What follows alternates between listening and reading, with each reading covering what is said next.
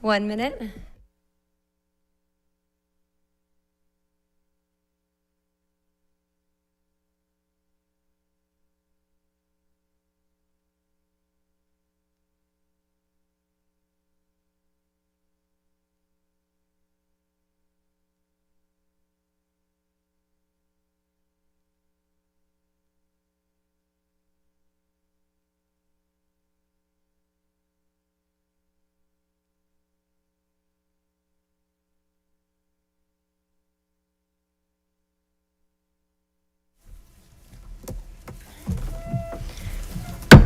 Okay, good morning. I'd like to take this opportunity to welcome you to the request to advertise tentative budget meeting this Tuesday, July 21st, 2026.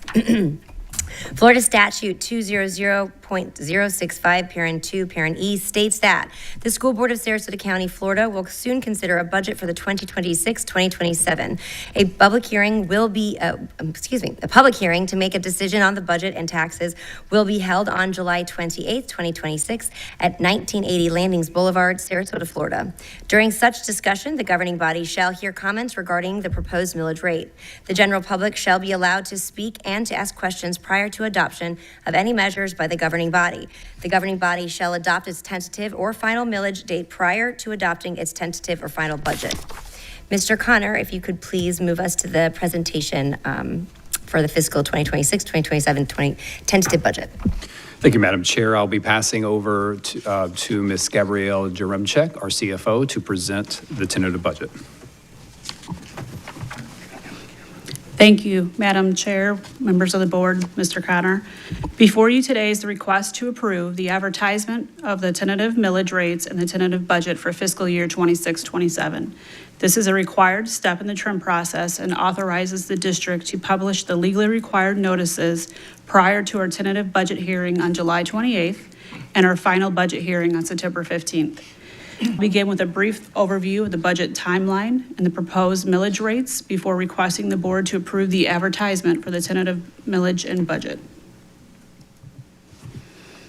As you can see, we are currently at the point in the budget process where the board is being asked to approve the tentative millage rates and budget for advertising. On July 17th, the district received the state's second FEFP calculation, which incorporated the certified taxable values from the property appraiser and the established required local effort millage rate for the 26-27 fiscal year. If approved today, the required trim advertisements will be published on Friday, July 24th, in advance of the statutory deadline of July 27th. The board will then hold a tentative budget hearing on Tuesday, July 28th, where Florida law requires the board to adopt the tentative millage rates before adopting the tentative budget. The final public hearing to adopt the final millage rates and the final budget is scheduled for September 15th. This slide provides some historical perspective on the district's taxable values and millage rates. As you can see, Sarasota County has experienced continued growth in taxable property values over the past several years. However, you'll also notice that the pace of that growth has begun to slow, with certified taxable values increasing just 1.52% for the 26-27 fiscal year. It is also important to look at the relationship between the taxable values and the district's millage rates over the last several years. While taxable values were increasing, the district's total millage rate was decreasing. As a result, the decrease in millage rates offset much of the growth in taxable values, helping to keep local property tax revenues relatively constant rather than increasing at the same pace as property values. For the 26-27 fiscal year, the total millage rate decreased from 6.095 mils last year to 5.929 mils this year. This reflects a continued reduction in the school district's tax rate while maintaining the resources necessary to support schools and students. Here are the proposed millage rates for fiscal year 26-27. The required local effort is 2.681 mils. The basic discretionary operating is 0.748 mils. Capital outlay is 1.5 mils. The voted operating referendum is 1.0 mils. The required local effort millage is established annually by the state through the FEFP, the Florida Education Finance Program. This year, the state certified the RLE millage of 2.676 mils. When combined with the prior period funding adjustment of .005 mils, the total required local effort millage is 2.681 mils. The basic discretionary operating, the capital outlay, and the voted operating referendum millage rates all remain unchanged from prior year. The total proposed millage rate for fiscal year 26-27 is 5.929 mils, which represents a decrease of 1.66 mils from the prior year. So how does this affect the taxpayers and the school district? For taxpayers, even though the Sarasota County Certified Taxable Value increased approximately 1.52%, the school district's total millage rate decreased by 0.166. As a result, the school district's portion of the tax bill will decrease by approximately $16.60 for every $100,000 of taxable property value compared to last year. For the district, the increase in taxable values helps generate a local revenue needed to support our schools. However, because the millage rate has been reduced, the increase in local property tax values is moderated rather than increasing at the same pace as taxable value. This continues the balance between providing tax relief to property owners while maintaining a local funding necessary to support educational programs and services. As part of the trim process, the district is required to publish several statutory advertisements prior to the tentative budget hearing. Because the proposed total millage rate of 5.929 mils is lower than the rolled back rate, Florida law requires the district to advertise a notice of budget hearing for a tentative public hearing on Tuesday, July 28th at 5:01 p.m. rather than the notice of proposed tax increase, which is required only when the district proposes a millage rate above the rolled back rate.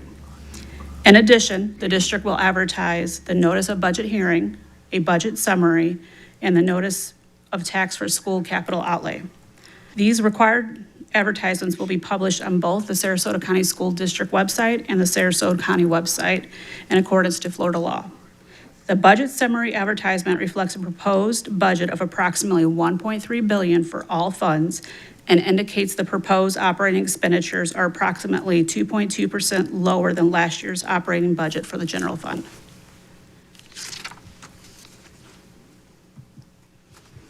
At this time, I respectfully request the board approval of the following agenda items: the acceptance of the proposed 26-27 millage rates for advertising, totaling 5.929 mils, and the approval of the tentative 26-27 budget for advertising as presented in the agenda attachments.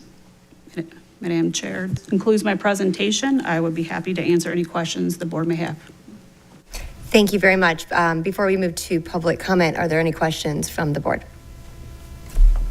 Okay, seeing none, we'll move to hearing of citizens. And just to note, this is on the tentative budget hearing. Oh, I'm sorry, Mr. Edwards, you're recognized. Thank you so much for the presentation. Short, sweet. You guys are an amazing team.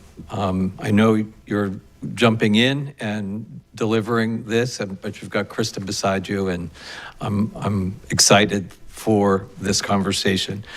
For the public, if you will, just explain how the revenue from the state comes based upon calculations, because I think it's important that the public really begin to understand how our revenue is directly connected to enrollment and how that affects changes in the budget.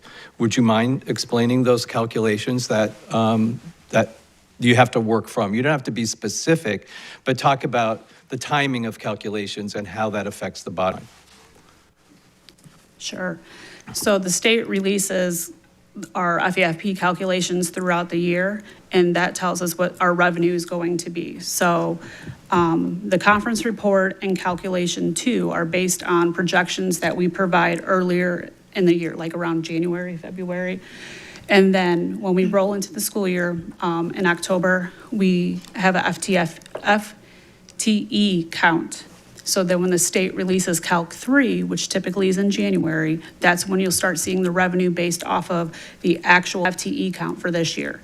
And then in the spring, there's another FTE count that's provided to the state, and then they will adjust our revenue based on those numbers for Calc 4 and then the final calc. Do you want more information? Oh, so I'm going to, again, because this is, some of us have been through this cycle several times, but I think it's important now that people are paying attention to our budget that much closely, particularly around the voucher program and school choice, which I'm a fan of. I need to say I'm a fan of school choice. But what can go wrong in a tentative budget? I think it's important that because of those fluctuations and calculations, it's important for the public to understand how you built the budget to protect us from what could go wrong. So right now, we're still in the process of closing out the previous school year. So the tentative budget is based on information that we know at this point. When we come into the final budget in September, we have more concrete information, but we build the tentative based off of projections on the FTE, the state revenue, that what we receive for FEFP, also where we are projecting to close the year and see what our cash balance is.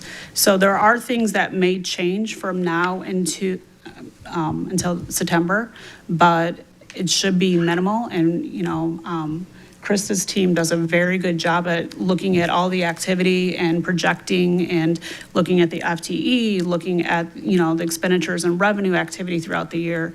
So that's basically where we're at with the tentative budget at this time. And I will add too, so projections are only as good as the information that you have to make those projections. So we receive information from the Florida Department of Education as well as the EDR, and we make those projections to the best of our ability. But of course, when they finally show up, and this is why the 5-day count, when you hear that terminology, we do a really good job of ascertaining who actually shows up within that first week of school so that we can then begin to make decisions budgetarily about having the appropriate staff at every school and making sure that those resources are well equipped in each of those sites. And so adjustments can be made.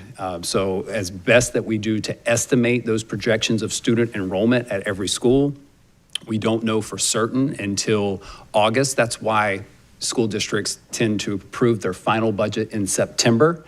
There will likely be an adjustment from the tentative budget that we will approve next week to the final based on the actual number of students, and then of course the adjustments that we will have to make in relation. So the goal that is why we've been hard pressed to market our schools to make sure that every student is taking advantage of our district managed schools as possible, because ultimately while the revenue passes to us through the state to the district, it then passes through us to the charter schools for those students who enroll there. So we're monitoring closely of all the revenue coming in, how much will be district and how much is then passed on to, say, charters. And we do know this year that we have a new charter school that is opening. And we also know that a existing charter school has a brand new campus and has expanded. And so we don't know exactly how many students will choose that option, but we're monitoring and talking to those schools. That's always a variable that we monitor very closely. And then, of course, with the Family Empowerment Scholarship, that has continually increased year over year since the inception of the Universal Scholarship in 2023. So the projection is moving from 4,800 students who have opted for that scholarship last year to the state gives us this number of around 5,200 to 5,300 students that we anticipate. That doesn't mean that increase of 600 students is all coming from public traditional managed schools. That could be homeschool parents that are opting in, private school parents that are opting in. So again, we have to monitor really closely. We've seen a trend of about 40% of the students that are taking the scholarship are coming from district managed. So the other 60% are coming from other places. But this is all based on the tentative is based on the best information that we have, some of it dictated either by the state or by other entities, and then some give us our best projection that we can make based off historical trends over the last few years. Unfortunately, the last few years they're really precedent setting. I mean, the Family Empowerment Scholarship at the level that it is now has only been in its inception for the last 3 years. So to do a 10-year trajectory of those trends really doesn't do us very good. It's kind of like what's been happening the last 3 years to make the best guess that we can. I hope that helps. And I appreciate that, Mr. Connor. And I think the other part of this is that the frustration that happens because the intent is that the money is to follow the student, and yet the databases that the state works with doesn't really talk to each other, and we're all still 3 years later trying to create budgets and work on expanding and contracting staff based upon those fluctuations, which is in the corporate world, that's called right sizing. It's a little easier to do it when your data is that precise. The challenge here, and that's why I'm grateful for our finance team, that they've had to really navigate that really well and make sure that our public with our millage rates are consistent and not causing additional harm in a financially precarious environment. So I wanted to say thank you, and I appreciate all of this additional information to keep explaining to the public the challenges that we're having with the voucher program so that we can precisely budget and precisely staff and precisely get the right opportunity for our students. Thank you. Mrs. Barker, you're recognized. Thank you. I also just wanted, I think there's a misconception in the community sometimes about what the budget is and what it isn't. The budget, if I'm correct, is really a forward-looking document. It's not accounting of all our expenditures, line item expenditures. And I think I often get a lot of questions from the public. Well, this is so general, it doesn't make sense. Well, that's because it's a forward-looking document. It's a projected, this is what we think we need to continue providing the services. Would you say that's an accurate description, or do you have a way to explain that even better than I did? Yes, that's accurate. When we submit our annual financial report to the state, and then later we have our annual comprehensive financial report, that is the actual activity. It's the revenues and expenditures broken out by the different codes of how exactly we spent those dollars. So you are completely correct in what you're saying. Thank you, I appreciate that. I hope that helps clear up any confusion that folks might have. And then other thing I just wanted to point out in terms of the millage rate is that I think people don't always understand this, but school boards are the only taxing authority that actually has no authority to set what the tax rate is. That is dictated to us by the legislature. So, you know, when we're talking about revenue generating discussions, things like that, we are very limited in our options. So I think that's important for the community to understand. We levy the tax, but we don't necessarily decide what tax rate is. Is that a fair way to say that? Is there a better way to say that? Yes, the FEFP, the Florida Education Finance Program, outlines all rates that we have to use. Okay, thank you very much. I really appreciate it. Thank you for all the work you've done. I know that this has been a very taxing process. No pun intended. Although, what a good one. I should have claimed that one. Yes, yeah. Pun intended. Thank you very much. Thank you very much. It's a minor clarification, but there is discretionary millage and both the capital is a maximum of 1.5, which we are levying, and then there is a discretionary millage, which we are staying flat from last year. Is that accurate? And it's very small, but I just want to make that clarity. Yes.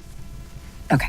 All right, we are going to move to public comments. And as noted, the comments at this portion are solely on the tentative budget. I will briefly read our rules here. Each speaker will state their full name and county of residence for the record and will have up to 3 minutes. A timer will signal when 1 minute remains. Please conclude promptly when the timer ends. Respect for and opinions shall be recognized for all speakers. Audience members are requested to listen quietly and respectfully. Outbursts, applause, or other interruptions that disrupt the meeting will not be tolerated. Any person that interferes with the expeditious or orderly process of this meeting after first being warned that such continued interference will result in removal will be removed. There are speakers in the room behind me that allow board members to hear public comment when stepping away from the dais. When your name is called, please approach the podium. If you choose to pass, excuse me, If you choose to pass, you will forfeit your time to address the board. As a reminder, a recording cannot be played during your 3 minutes of public comment. We appreciate your cooperation, and we will begin with our first speaker, and I have 2 cards. First is Teresa DeWitt, and the second is Deb Hayes.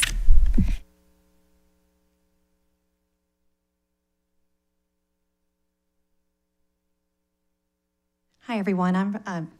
I'm Teresa DeWitt, and I live in District 1. And it is a great day to live in the free state of Florida, where school choice is one of the top priorities of our state. I don't think anything can possibly go wrong when parents get to choose where their children go to school. I personally believe that Sarasota School District is one of the best schools in the district, or in the state. And so one of the things that all of you know is that both of my children were pulled 3 years ago. And we've had a long journey, and we've stayed engaged, and we've attended. And Mr. Connor, I told you that one of my children were going to transition back to the school district, and that is truly due to all of hard work and all of your work here. And so I am one of the many parents who felt they didn't have a choice, and the tide is changing. And I just wanted you guys to all know that your hard work is paying off. As far as the budget, one of the things that I wanted to ask is, we have a financial committee, I think, Mr. Connor, that you chair, and then we have an audit committee that the board chairs. And so one of the suggestions that I would like to make is, can those meetings be televised? With your meeting, I have attended the financial meeting during the day, and I would ask that that be televised for full transparency if possible. And then the audit committee meetings. I know that we talked in April about an audit committee meeting, so I don't know if that actually occurred. That has been something that has fallen through the cracks, and we need to make sure that we stay on top of that in the future. But I would like to see if we get the audit committees televised as well. Thank you. Thank you very much. Deb Hayes?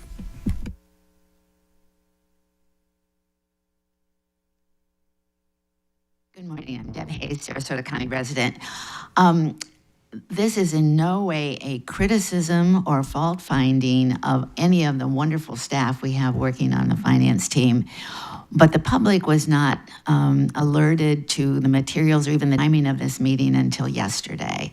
So we were able to get the PowerPoint and the tentative budget only yesterday. So it really doesn't give a whole lot of time for review and input. So I'm just asking, what are the remedies that we have for public input between now and the time that we would, in fact, you all would adopt a tentative budget? Thank you. Thank you very much. Mr. Connor, can you address that, both of the questions that Mrs. Hayes just requested? Yeah, absolutely. The timeline is very, very difficult when you're closing out the school year. So June 30th is the close of the school year, and then of course you're having your AP processing going on, and the team is working feverishly. I mean, they are working literally 18-hour days to assemble the tentative budget between that. And it takes literally that much time to get to a finalization to present. And I want to make sure that people understand that this is the approval of the advertisement. So we're just approving the advertisement of the tentative budget. Now that it's advertised publicly, there is a duration for the public to engage in a review of that. They could submit and email their questions to our team and provide input, obviously through public opportunities as they can today and at our public board meetings, as well as email our staff with any suggestions or feedback that they have. Of course, they could reach out to board members. So there is ample opportunity for them to share their feedback between now, the advertisement, and the actual approval of that.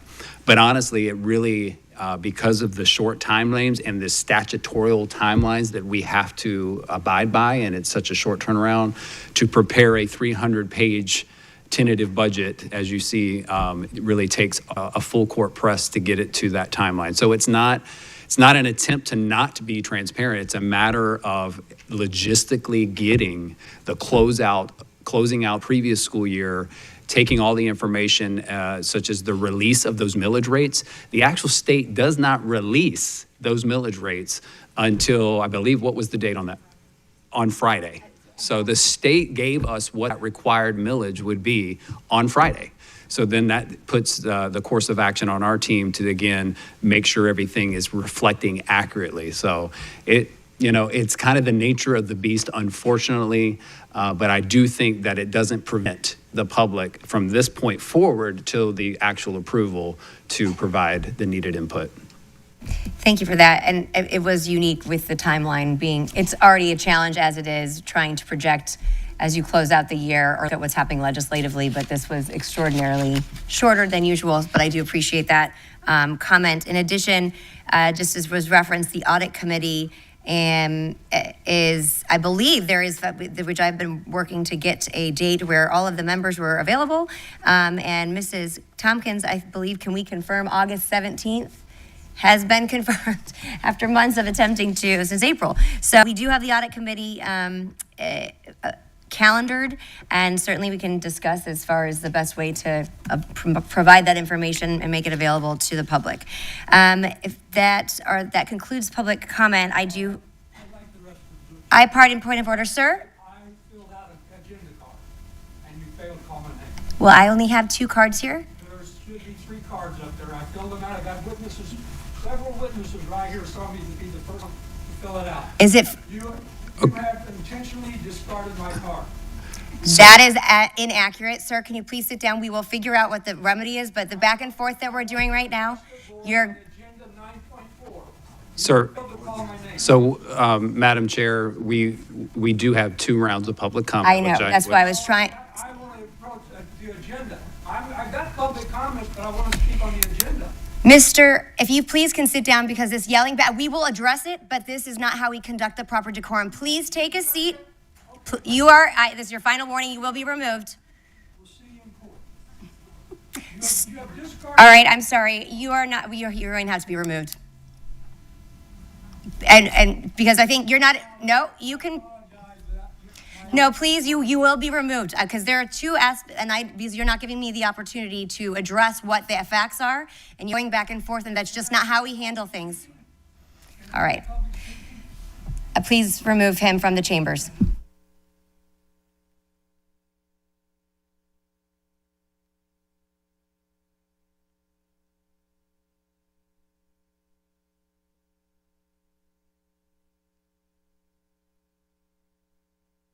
Just for the record, the person that was warned was the person that then acted in a way that was disruptive to our meeting and was the person removed. And had been warned more than once. Just to clarify, we have 2 meetings. We have the budget hearing, which we are here now, which we have 2 speaker cards for specific to the budget hearing. I do not have the stack of cards for our following meeting that will resume after we conclude this. That may have been when he was listed there, and I'd be happy to welcome him back if he is capable of following the proper decorum in the chambers. Now, we are on item 3. I have to read for the rules. So this is the acceptance of proposed millage rates for advertising. The recommendation is that the following proposed millage rates for 2026 be accepted for advertising in accordance with requirement of Chapter 200.065 of the Florida statute. Required local effort 2.6810 mils. Basic discretionary is 0.748 mils. Capital outlay is 1.500 mils. Voted operating is 1.00 mils. Total millage 5.929 mils. The property appraiser has certified that Sarasota County School Board's 2026 taxable assessed property values at $118,845,634,794, which represents a 1.52% increase from the final 2025 taxable value. Lost my train. Of $117,412,437. The general fund required local effort millage must be levied by the school board if the district is to participate and receive any Florida Education Finance Program funds in fiscal 2026-2027. The millage rate for Sarasota County Schools is set at 2.6810 mils by the state of Florida. The proposed millage rate required by state law is 6.64% less than last year's rollback millage rate. When all local millage levies are included, the proposed millage rate is 3.56% less than last year's rollback rate. A comparison of the 2025 millage levies with the proposed 2026 levies is as follows. Required local effort, 2025, 2.8470, and the proposed for 2026 is 2.6810. Basic discretionary for 2025, actual millage rate was 0.748 mils, and the proposed 2026 is 0.748 mils. Capital outlay for 2025 actual millage rate was 1.500, and 2026 proposed millage rate is 1.500. Voted operating, which is the referendum for 2025, actual millage rate was 1.00, and for 2026 proposed millage rate is 1.00. Total millage rate for 2025 actual millage rate is 6.095, and 2026 proposed millage rate is 5.929. Moving on to the item is the acceptance of the 2026 proposed millage rates for advertising. Is there a motion? I move for acceptance of the 2026 proposed millage rates for advertising. I have a motion by Mrs. Rose. Is there a second? Second. I have a second by Mrs. Marinelli. Are there any comments? Seeing none, please vote on the item before you. Is this voice vote? No. Okay, sorry. Just need to switch to my computer. Bear with us.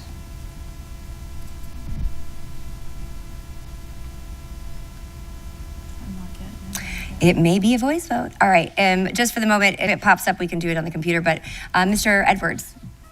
Yes. Mrs. Marinelli? Yes. Mrs. Rose? Yes. Mrs. Barker?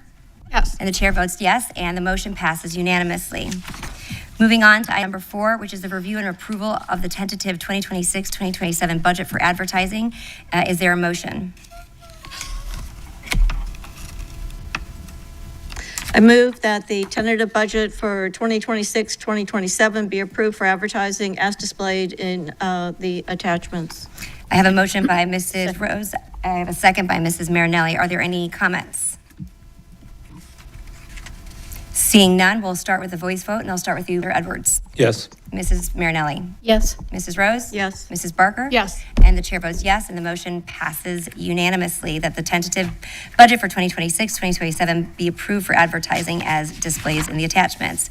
I'll make just a really quick comment because I know this has been a very challenging year. I know we have had ongoing conversations as we look ahead at what, as was noted, is the trends. We don't have longitudinal trends that are similar in the last 3 years, as you said. But you guys do a tremendous job. In addition to the legislature closing out extraordinarily late and making a very compressed timeline, Krista and your team, you just do a tremendous job. And honestly, it's the entire effort that really looking at how to optimize the information we have at that time. And I do appreciate the community's engagement as well. That actually concludes the public hearing for now. The next public hearing to adopt the tentative millage and budget meeting is scheduled for Tuesday, July 28th at 5:01 p.m. If there are no additional comments, and I'm just looking at my fellow colleagues, this meeting is adjourned.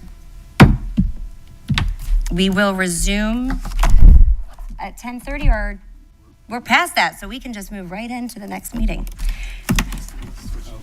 Maybe 5 minutes. All right, we'll do a 5-minute break and we will reconvene for the regular scheduled board meeting. Thank you.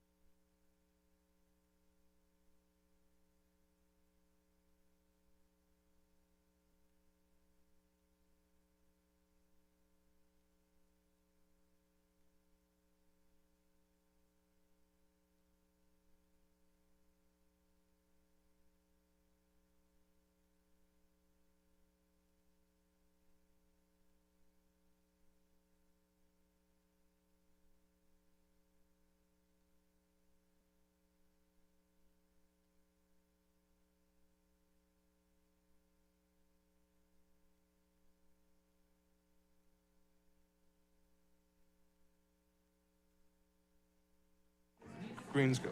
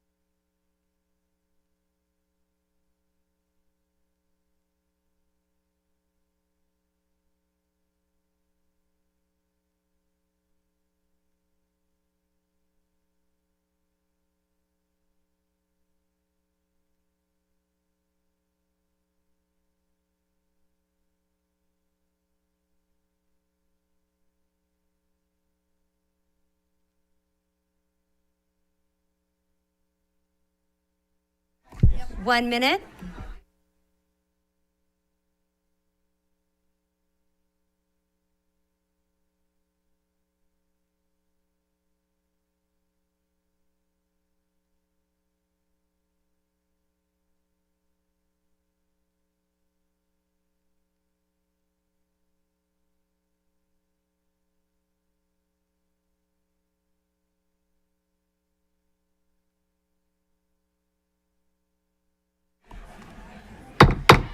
If everyone could please take your seats, we're going to get started.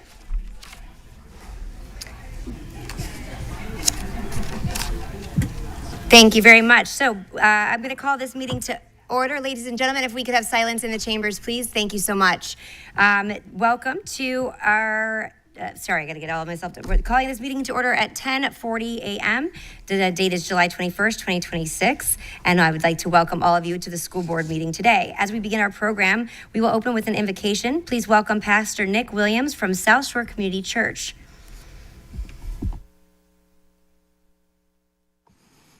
Awesome. It is truly an honor to be here with you today, not just as a leader in the community, but a longtime resident and a parent of a school kid. My son's with me this morning, is going to 9th grade at Sarasota High, so I guess I should say go Sailors. But will you guys join me in a moment of prayer? God, thank you for the privilege of living, learning, and serving in Sarasota County. Today, I pray for the members of the school board, and for the administration, the teachers, the staff, the members, the parents, and the students they serve. God, grant these leaders wisdom for every decision that they make, patience in every conversation, and courage when the right path is difficult. Help them remember that behind every policy, every budget, and every vote is a student whose future is being shaped. God, may these schools be places where students are safe, that teachers are supported, that parents are heard, and that every child is given the opportunity to learn, to grow, and to flourish.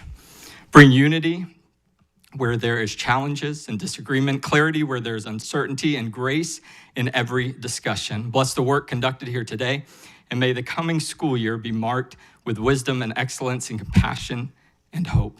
In your son's name we pray. Amen. Thank you very much, Pastor. Next, if you will, please join me in standing for the Pledge of Allegiance.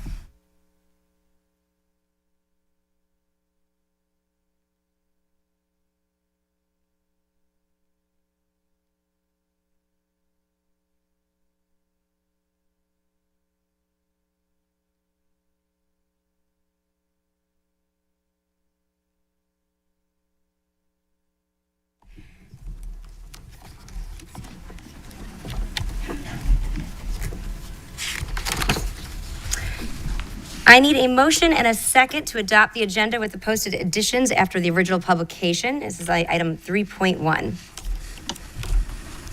I move that the Sarasota County School Board approve the July 21st, 2026 agenda as amended. Thank you, Mrs. Barker. I have a motion by Mrs. Barker. Is there a second? Second. I have a second by Mrs. Marinelli. Are there any comments? Seeing none, please vote on the motion before you.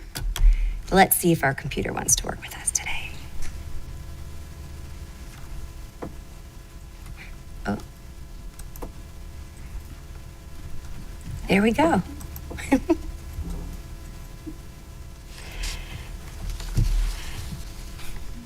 And the motion passes unanimously. I would now move to the superintendent's report. Mr. Connor, you're recognized. Thank you, Madam Chair, and good morning, Board, and those who are with us today in our community. I'm proud to present. Today is July 21st, and the superintendent's report will begin with the consent agenda highlights. I want to point out a couple of items. Item 8.9 is our annual dual enrollment articulation agreement with USF.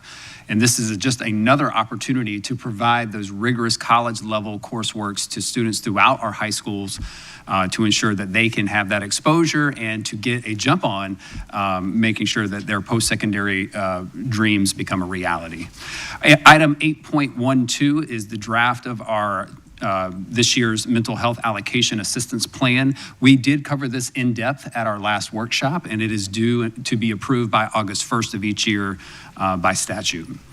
Item 813 is a new endeavor that I'm very, very excited to share. It's called our Vision to Learn program. And with the help of the Mondas, who have done a lot of great work in education for us, is providing free vision screenings, eye exams, and glasses to students K-12 in some of our most impoverished communities. So no cost to children or families, and so this is going to be a great way. As a student who recognized pretty late in school, I was probably 17 when I realized I needed glasses. I wish I would have had them when I was in elementary school. Now I know why I sat in the front of the class. Item 8.14 is the comprehensive evidence reading plan that we put together every year. We did cover this again in a previous workshop, and we were going to be approving that today and then sending that on to the DOE.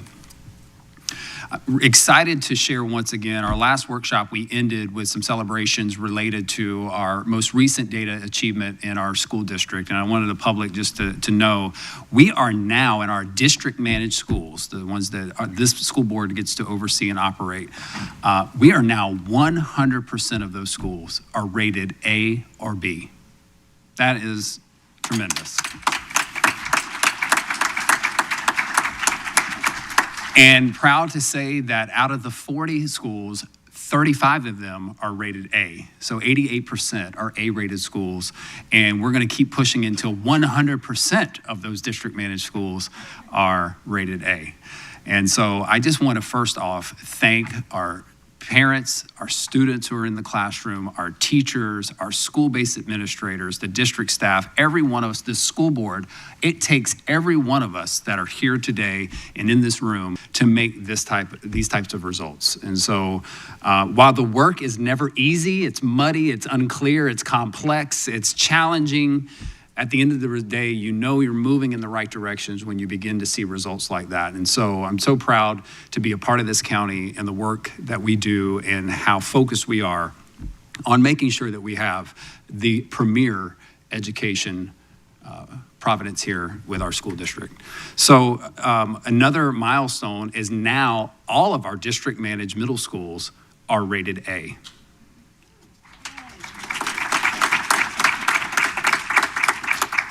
And for the first time ever, Emma E. Booker Elementary and Booker Middle School reached their A status. They were so excited. They were telling me they were an A like 2 months before the official grades came out. I'm like, are you sure about that? No. But no, we monitor that very closely, and we're able to project, and we're so excited to celebrate with the Booker community and looking forward to continuing on with that excellence as we move forward. I'm going to share this literacy recap. We just had let me back that up a little bit. See if I can go back. Every year we have a multitude of institutes, and those institutes have a specific focus. Particularly the one I'm going to share you is our Literacy for All initiative, which we started in 2023. And we have great support of our community partners that provide us the revenue to put on these institutes and provide our teachers with just excellent keynote speakers, giving them time to collaborate and giving them the strategies, tools, and resources to go into their school year resourced and prepared to deliver excellent instruction. And so we finished year 3 of our Literacy for All initiative, and now math is meeting today at Booker High School. We are in year 2 of our Math for All Institute, and we have our Student Support Services Institute going in its multiple years now.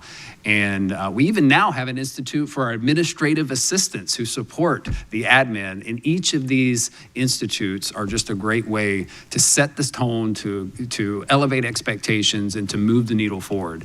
I just wanted to provide a little bit of an inside peek of what that looks like for our Literacy for All Institute so that you can get a glimpse of that. So that's what this next video is about. Literacy is a really important focus for our schools because it's the foundation for all learning. Literacy has a huge impact on students. Students are more confident, they're excited to read. Literacy for All is a literacy initiative in Sarasota County schools that encompasses all of our grade levels. The teachers are given strategies, they get time to collaborate and learn ideas from people at other schools. When students can read, write, and think critically, they're able to access the grade level content across all of their classes. Students need literacy to be successful in high school, successful in college, and successful in their careers one day. Literacy for All, the Summer Institute, creates an opportunity for us to have a shared common language and a shared experience. This Literacy for All Institute provides time for teachers to invest in themselves with a literacy focus. Some of our coaches and interventionists, they're actually leading the sessions. So we have ample opportunities for classroom teachers to absorb the knowledge of those people. We were so grateful to bring in 5 dynamic keynotes from across the country, and we are all using their nationwide expertise to really help bring that research to life. What energizes me about this initiative is just the power of continuing to learn. This is about best practices of literacy in general. I really hope that teachers, interventionists, and educators take away some strategies that they can use to work with students, and that they would get a renewed sense of hope and encouragement when they're working with these students. We have seen a lot of teachers change their practice in the classroom as a result of their professional learning opportunities, and there is evidence of increased progress monitoring scores as well as confidence levels in young readers, and that is really exciting. Students are more engaged in their learning, they're excited to read. Literacy is a part of everything that we do. We are setting the foundation to build that love for literacy. If we can get literacy right, then we can open doors for all students.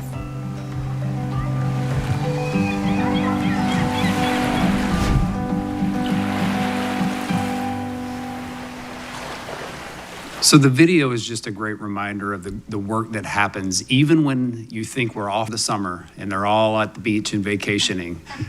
That's a misnomer. They are hard at work, they are playing, they are engaged and getting excited for building upon the success that they've already reached and looking new heights. So thank you for all the teachers and all the staff who put this together.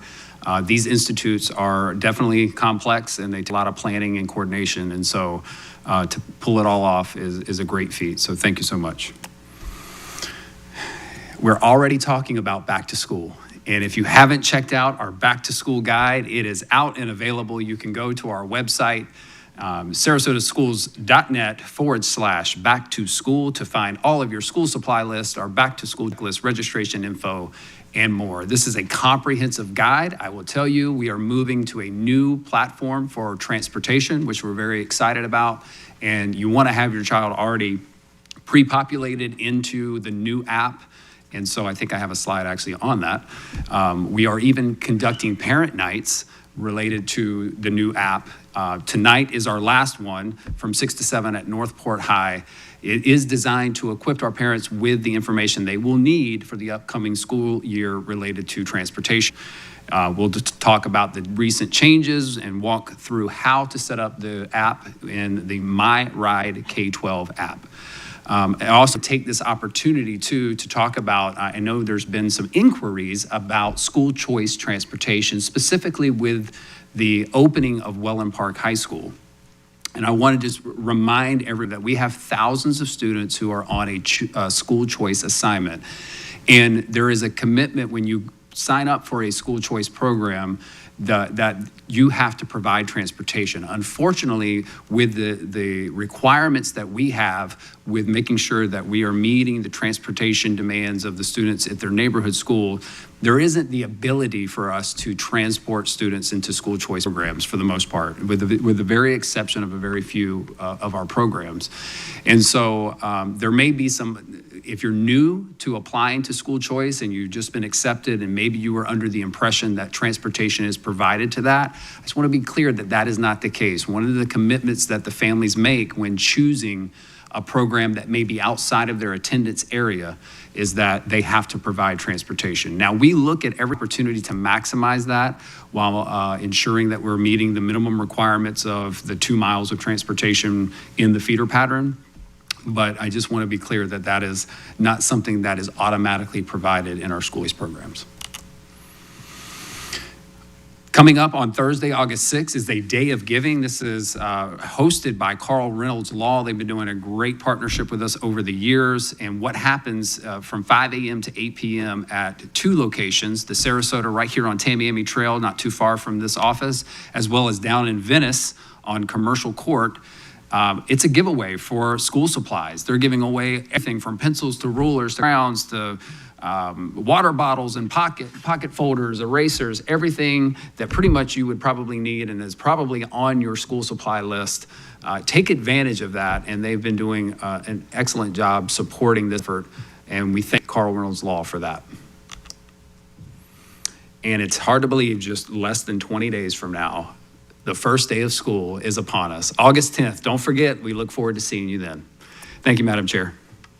Thank you very much. And again, I just want to say thank you and incredible congratulations for the outcomes that we saw this past academic year. It really is exciting. And I know we dove in depth at our workshop. And I know, Mr. Connor, you highlighted it here, but I know we are all incredibly proud of those outcomes. And I know it was because of a lot of hard work, as you mentioned, 18-hour days.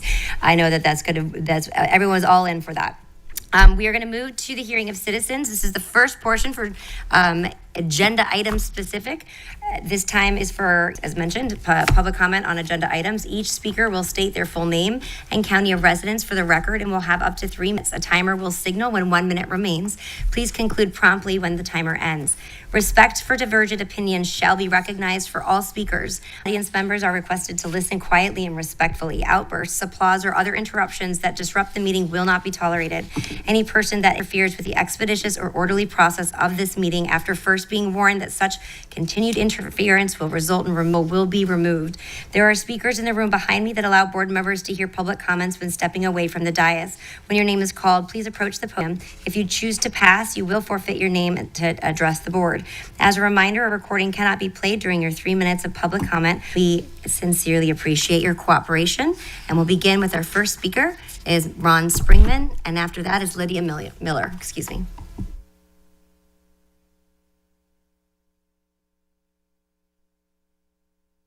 Ron Springman, Venice. As an independent voter, I am addressing Agenda 9.4, Policy 3.24, Safe and Secure Schools, specifically regarding Chapter 3, Paragraph C, addressing training for staff and, more importantly, students as to the dangers of kidnappers and sexual predators.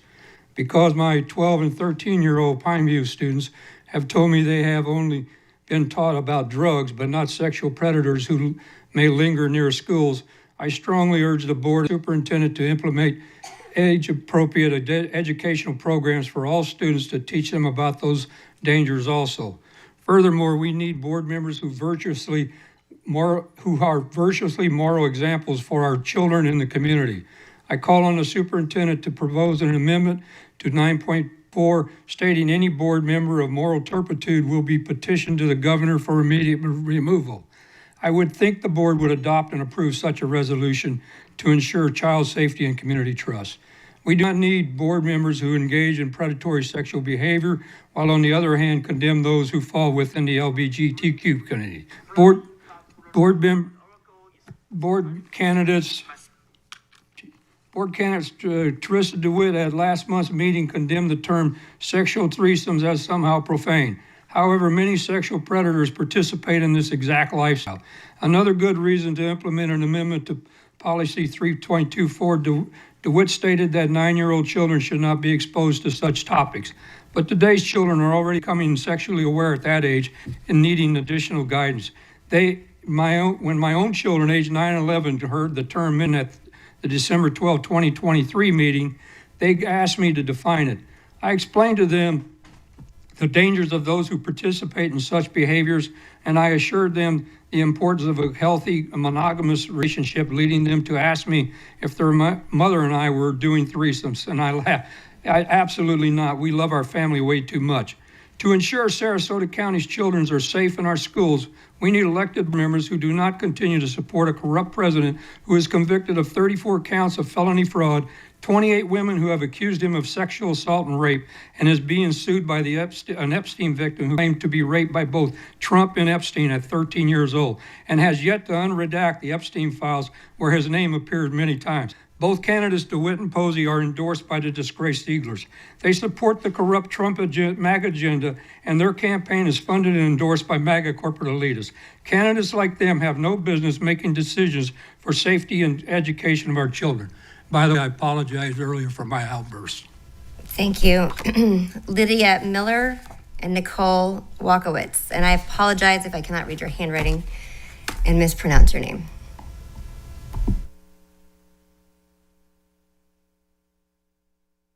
Morning, Lydia Miller, resident of Sarasota, Florida. And I'm here today to address a couple portions of Articles 9.1 and 8.12. And Article 8.12 includes the reduction, introduces the reduction of mental health staff, and the recommendation by the American School Counselor Association is one counselor per 250 students. And our current overall ratio is 700 to 1. So this reduction further increases the student to counselor ratio, which is already seriously inadequate and can have detrimental consequences for many of our students. Article 9.1 Code of Conduct no longer specifies protections for minority students. This omission, in that our school board chair volunteered unsolicited cooperation with ICE, do not indicate a commitment to protect all students. Public schools are here to support the optimal educational goals and social development of all students. We elect school board members to support all educational needs promote dignified treatment for all students and staff, and to support regulation that our public school dollars, tax dollars, be used to fund inclusive public schools that instill neighborhood pride. On August 18th, voters get to decide on 3 new candidates to replace our outgoing 3 board members, including the chair. You can replace them with the same like-minded Moms for Liberty or a fiscally irresponsible candidate, or those backed by developers. Or you can choose to elect 3 candidates whose campaigns have been funded by small individual donations. We're just trying to keep these comments to the agenda. There's a portion where there's general, so if you could keep your comments to the specific agenda items. You have your time back, but I want to remind you that's the portion of the meeting we're at right now. You are welcome to bring forward your other comments. Excuse me, I'm still talking, when the general portion. So let's please keep it to the items specific to the agenda items. There is nothing on the agenda that is about anything about electoral, school board elections, etc. So if you could please keep your comments to the agenda items. Thank you. Well, it's important to have candidates who support public schools and want this legacy for all neighborhoods. And I think that's the meaning of and the objectivity of the school board. Thank you very much. And I'll remind anyone coming forward, we welcome your general comments. At the second portion, we are speaking specific to agenda items. Nicole Wakowitz, did I say your last name correctly? Forgive me. And then after that is and Andrew Light. Got it. So I'm speaking on agenda item 8.12. Hello, good morning, board. My name is Nicole Volkevich, and I've lived in Sarasota, Venice specifically, for a little under 20 years now. During my time in Sarasota County Schools, I benefited greatly from having support staff like social workers and in-school therapists. I won't delve too deeply into my life, but a personal anecdote of mine is that I had an exceptionally stressful childhood. Having staff who assisted me in navigating my situation and emotions ultimately saved my life. As such, I would never say that I believe the solution to America's students' mental health crisis is to decrease the number of staff from 21 to 19. This proposal would increase the caseload these workers take on by 200 plus students. I can't help the twinge of sadness I feel over how shoddy my care would have been if this proposal was my reality in Sarasota County Schools. How delicate my situation was, it was integral that it was handled with care. I can't imagine that such a drastic increase in the caseload of students per social worker would have allowed a situation like mine or that of thousands of other students in Sarasota County to have been handled with the same care. Mental health, too, is an important thing to keep in mind. It's a hot button issue as America's students are currently facing a mental health crisis. In 2025, the Annie E. Casey Foundation found that 54% of youth in the U.S. ages 12 to 17 still have difficulty accessing mental health services. With social services being cut left and right since that article was written, do you truly believe that percentage has decreased? Please don't make this problem worse. Sarasota County students need these services more than you could ever know. This direct intervention is vital. Take it from someone who was once one of these students and was friends with many who, just like me, were in need of these services. Thank you. Thank you very much. Andrew Light and Sebastian Gersel. Good morning. My name is Andrew Light. I'm a rising senior at Sarasota High School, a Sarasota County resident, and a soon-to-be voter. I'm here to speak on agenda items 8.12, the approval of the Mental Health Allocation Assistance Plan, and item 9.1, approval of the Student Code of Conduct. First, I want the board to know that I can directly speak to the importance of the resources being delegated in agenda item 8.12, as I am a diagnosed ADHD, ADD, and anxiety student with a 504 and IEP plan, which has helped me manage my behavior in our schools since elementary. Under this proposal, social workers in our schools will see rapidly increasing workloads, managing up to 1,410 students each, directly reducing the time for early intervention, a policy this board champions in this very proposal, meaning students will not receive the attention they need to keep them on the right behavioral and educational tracks. Board Member Rose, you said yourself in a 2018 Herald Tribune interview that the budget should be directed to supporting struggling students, yet this proposal tells me the truth of your hypocrisy at the expense of all of our students. Moreover, item 9.1, the Student Code of Conduct, clamps further down on the rights and protections of our students that should be guaranteed within our schools.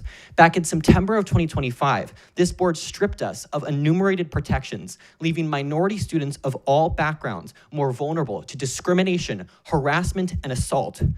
Section 300.3 of this year's Code of Conduct reiterates this lack of protections, leaving students of color, disabled students, and LGBTQ+ students like myself without the necessary safeguards. The lack of enumerated language makes it easier for administrators to dismiss our reports of harassment and discrimination while making it harder for us to simply exist in our classrooms, which should be safe spaces for every single student.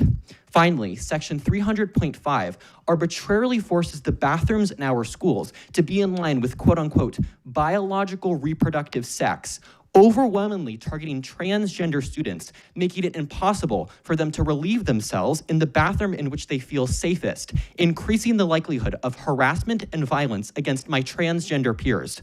Beyond that, by definition, this intersex students who do not fall into the quote-unquote biological reproductive definition put forward in this policy, meaning that an entire sect of students could be stopped from using bathrooms that they are required to use by your own policy in our schools, leaving so many students without the protections that you promised to give them.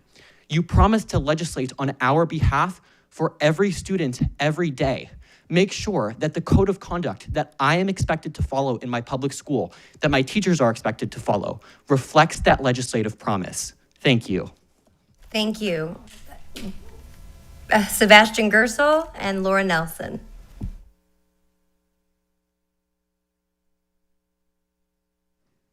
Thank you very much, Madam Chair. Sebastian Gerstel, Sarasota County Undergraduate Overview.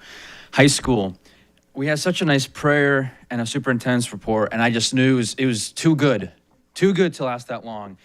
But I'd like to speak on the superintendent's personnel report, and I'd specifically like to point attention to page 2 of that report, which reads the following. Aaron Hoy, Office of Secondary Schools, Director of Curriculum and Instruction. Wow, that feels good to read. After 4 years of coming to these board meetings, 4 years of having the fantastic relationship with my principal, it is done. The principal that took advantage of her position, the principal that took advantage of teachers that asked to give their students the best success possible is officially gone. But I will say on that page 2, there was no board event explanation. And so I thought I would supplement that myself. And so I wanted to, and if we remember this, back in 2024, I wrote some papers about the investigation into Riverview High School. And I had the opportunity to speak on that here at this board meeting. I speak with Ms. Hoy. And 2 years later, with the official report being released, everything that was said those 2 years ago was proven true. The nepotism, the lies, the fraud, harassing teachers, abusing human resources, all true. And while I was commonly the face of that investigation, commonly the one speaking about it, there is really one group of people that deserves the most credit. And those are the students, but most importantly, the teachers that never stopped fighting for change at Riverview. Despite the harassment, despite the investigations against them on no basis, they fought for years and years. And they are the ones that deserve that credit. So after 4 years of work, after 4 years of coming here, I'm happy to say that Riverview Gate is closed. It's over.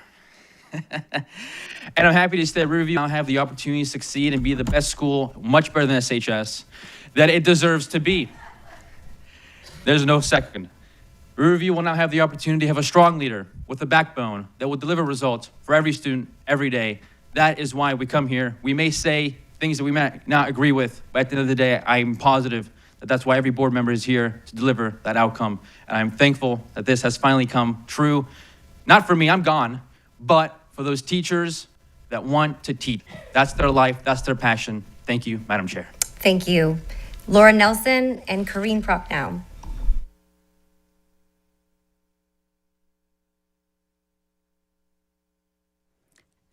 Hello, my name is Laura Nelson. I'm a Sarasota County full-time resident. I'm providing public comment on agenda item 9.2, school meal price increases. It's very likely that the board will approve the set prices for student meals raised prices by a significant margin compared to the previous year. This board majority for the past year has been more about resolutions than solutions. And at this juncture, now in July, with school starting within the month, it's a tight squeeze for solutions. Solutions to a budget crisis that's been before this board for months. The crisis includes the district's gap analysis stating that without raising prices for student meals, the school will run out of money for student meals. Correct. The district can't run in the red in the student meal program. However, by not working towards solutions, this deficit has led to impacts that our community can already see, and now an increase in prices for student meals will be headline news. The budget crisis curtailing from pandemic-era funding that is no longer, as well as our Florida state legislators shifting funding towards private and homeschool with the debacle of the voucher program that has mounted to a budget reduction of $45 million alone to just this county. All that means budget squeezes for our school district. The awareness of the impacts to the budget has been discussed continually by our concerned community members for months, but without real solutions, we get instead, in the past 12 months, policies or resolutions such as the disfavorable school board meeting time moved to mornings rather than after school or early evenings for the consideration of students, teachers, and parents. A controversial and unnecessary ICE resolution that spread fear into our schools. A new religious invocation policy that is a distraction that has nothing to do with policies for students and staff. This past year of board majority decisions largely have done nothing for every student every day. And now the school meal prices will most likely be increasing again, creating a barrier for students who rely on public schools for their daily meals. While some students in the district are on a free or reduced pricing, the raised prices for those families that are not furthers the socioeconomic divide and builds obstacles such as distrust in our public schools. Thank you. Excuse me, Corrine Prochnow and Beth Mayberry.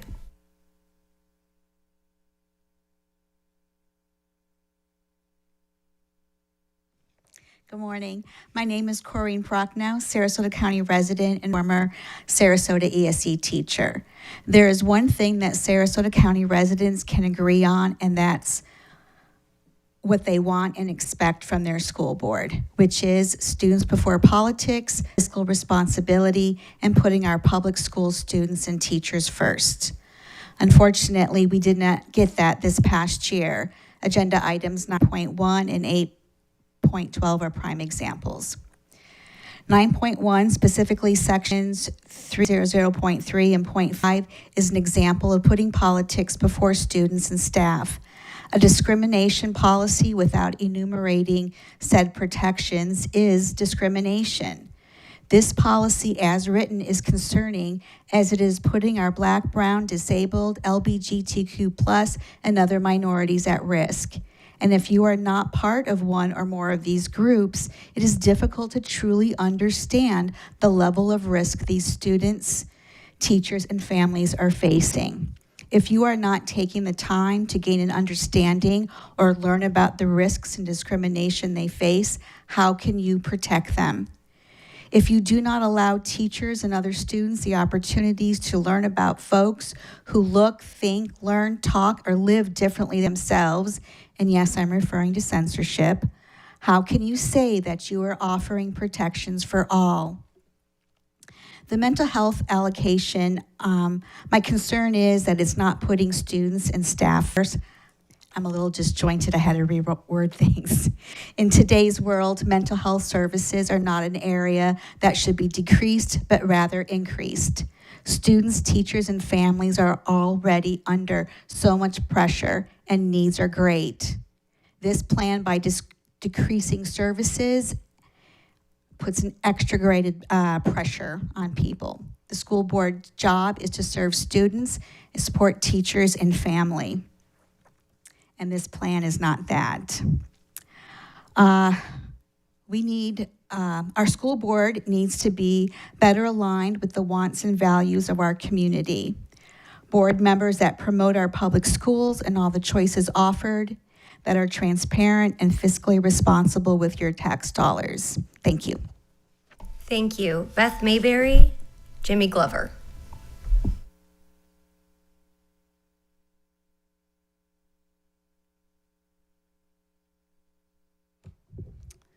Beth Mayberry, Sarasota County. As a candidate for the school board of District 5, I've been campaigning on the need for our schools to recruit the active volunteers to help in our classrooms as mentors, tutors, and hands-on help for our beleaguered teachers. Studies have shown that the commitment of just one caring adult in a child's educational career can make a massive difference in their success in school. Agenda item 8.44 addresses an increase in the cost to become a Type 2 volunteer, the most needed kind that allows a volunteer to take a student to the library, walk outside looking for real examples of science or mathematical constructs, or simply to take a much needed cool down for a student who's dysregulated. The cost has been $38 for Type 2 volunteer, which didn't fully cover the cost of the background check and the registering of the fingerprints. The proposal in the consent agenda is to raise it to $75. I would point out that the approval for $75 is good for 5 years.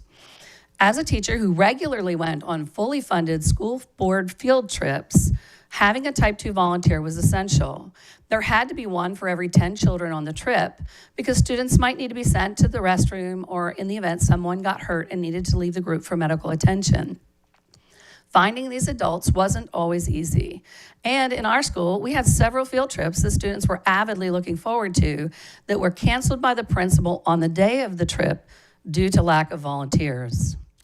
We lost most of our stalwart helpers when COVID arrived, and due to many of the district changes, it's been hard to determine how much progress we've made to regain those extra hands and hearts.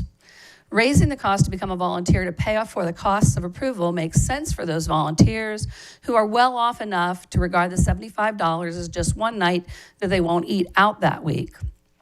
But for some of our parents, I had to call when our field trips were being planned to ask them to volunteer so all of the kids could enjoy the trip. That was unaffordable.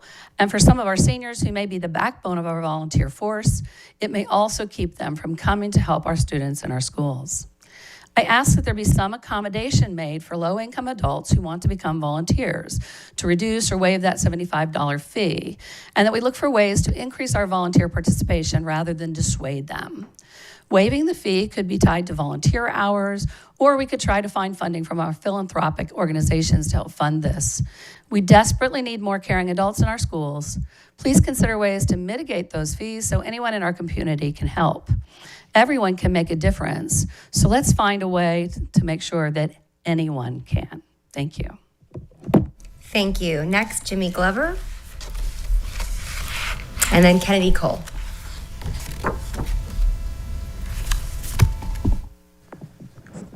All right, good morning, Chair, Board Member, Superintendent Connor. My name is Jimmy Glover, Newtown resident.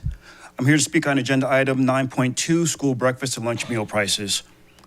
I understand the recommendation before you.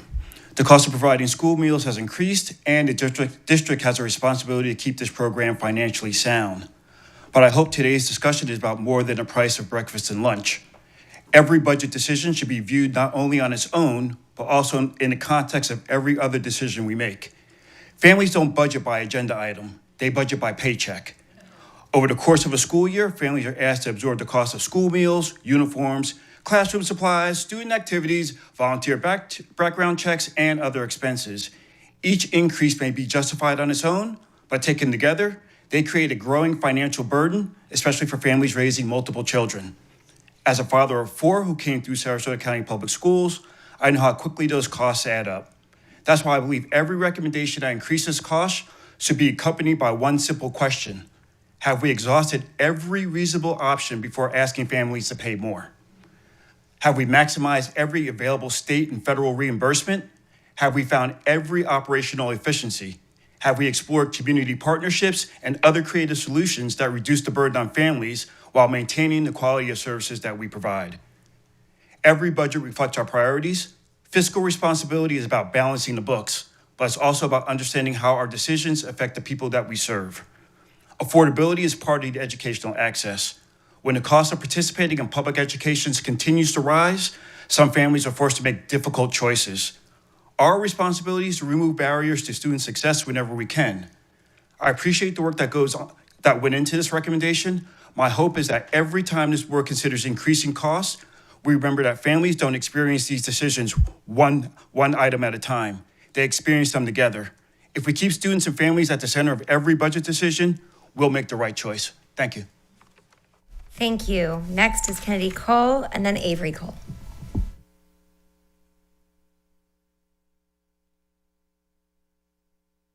Good morning. My name is Kennedy Cole. I'm the student body president of Booker High School. I'm here to speak on agenda item 9.2, the increase in school lunch prices. I start every day at Booker by walking the campus.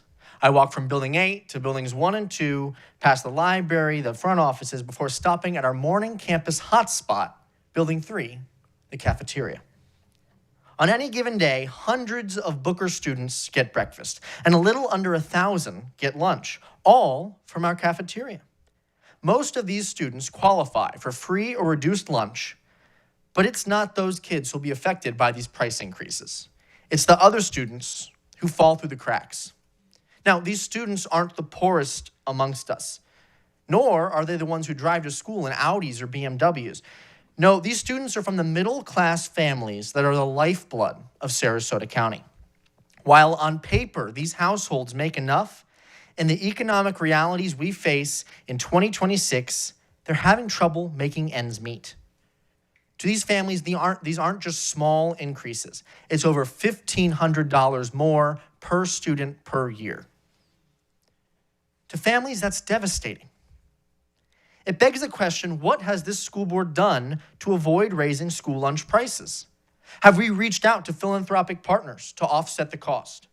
Have we tried to work with other districts to collectively bargain a cheaper price on food menu items? Have we exhausted every single possible alternative before we raise lunch prices 1 cent? Or have we thrown our hands in the air, just as we did 2 years ago, and say, we did the best we can? Because for these families, the Straits of Hormuz or supply chain issues is not a good enough answer for when their kids ask why they can only get 4 lunches this week instead of 5. It's time Sarasota families have a school board that takes action instead of making excuses. A board that sees issues like these, tackles them head on, and does not stop until Sarasota County lives up to its true motto, every student, every day. It's time for a change in the direction of this board. Thank you. Thank you. Avery Cole and Julie London.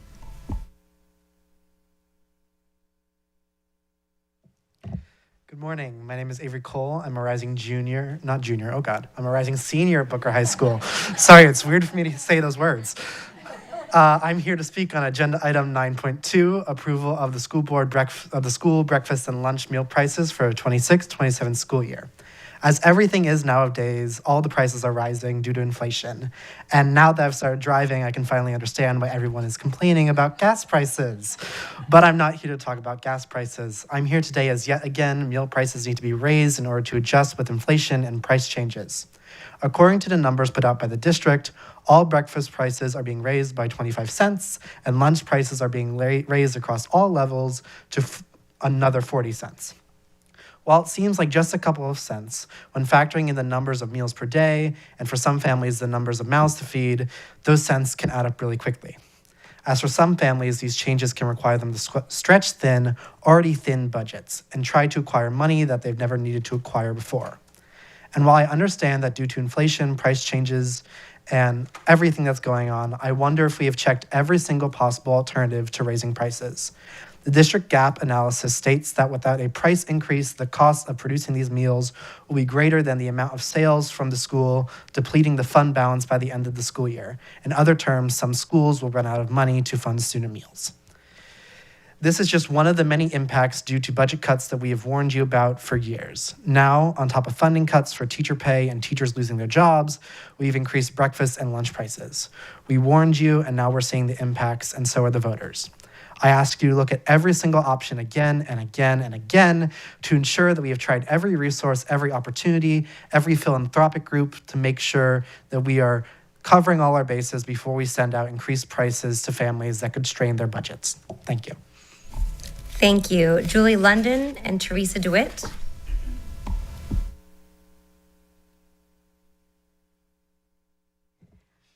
Hi there, I'm Julie London, and this is going to be totally disjointed because I'm still in shock about you guys getting the budget Friday.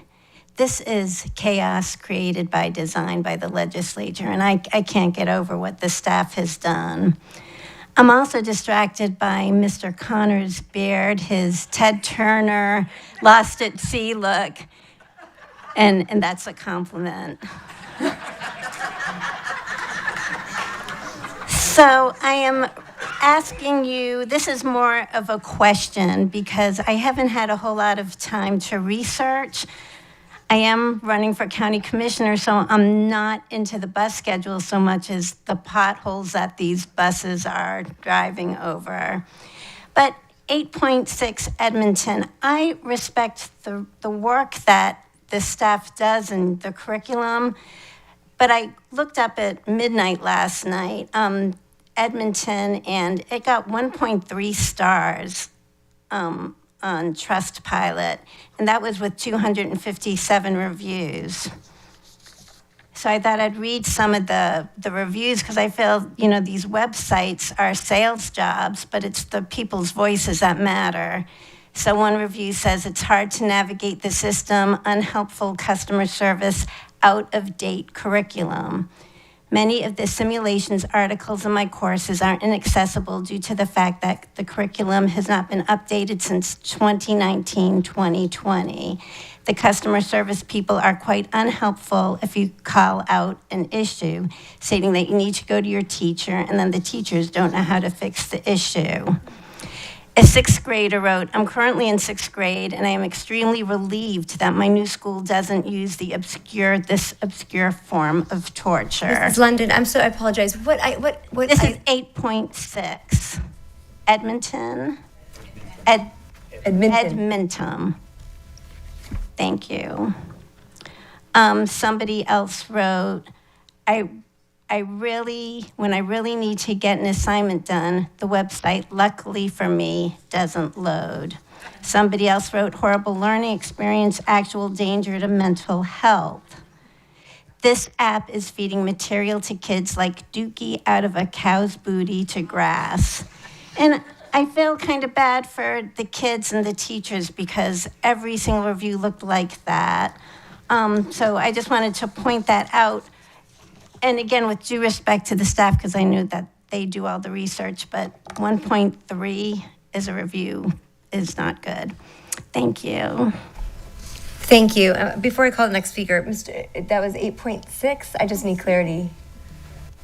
Yeah, just so the community is clear, this is a Title I equitable services to private schools. So this is not something the district has purchased, but because we are the holder of Title I funding, and we are required by federal law to provide equitable service to private schools, they can choose these contracts to use these programs.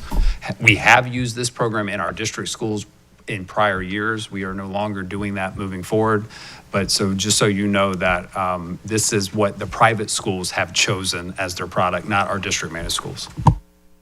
Thank you. I just wanted clarity. Thank you, Mr. Connor. I still don't see the item on the actual agenda, but it is 8.6. Okay, thank you. I must not have that in front of me. We will continue. I apologize. I just wanted to address it while next is Teresa DeWitt and Deb Hayes.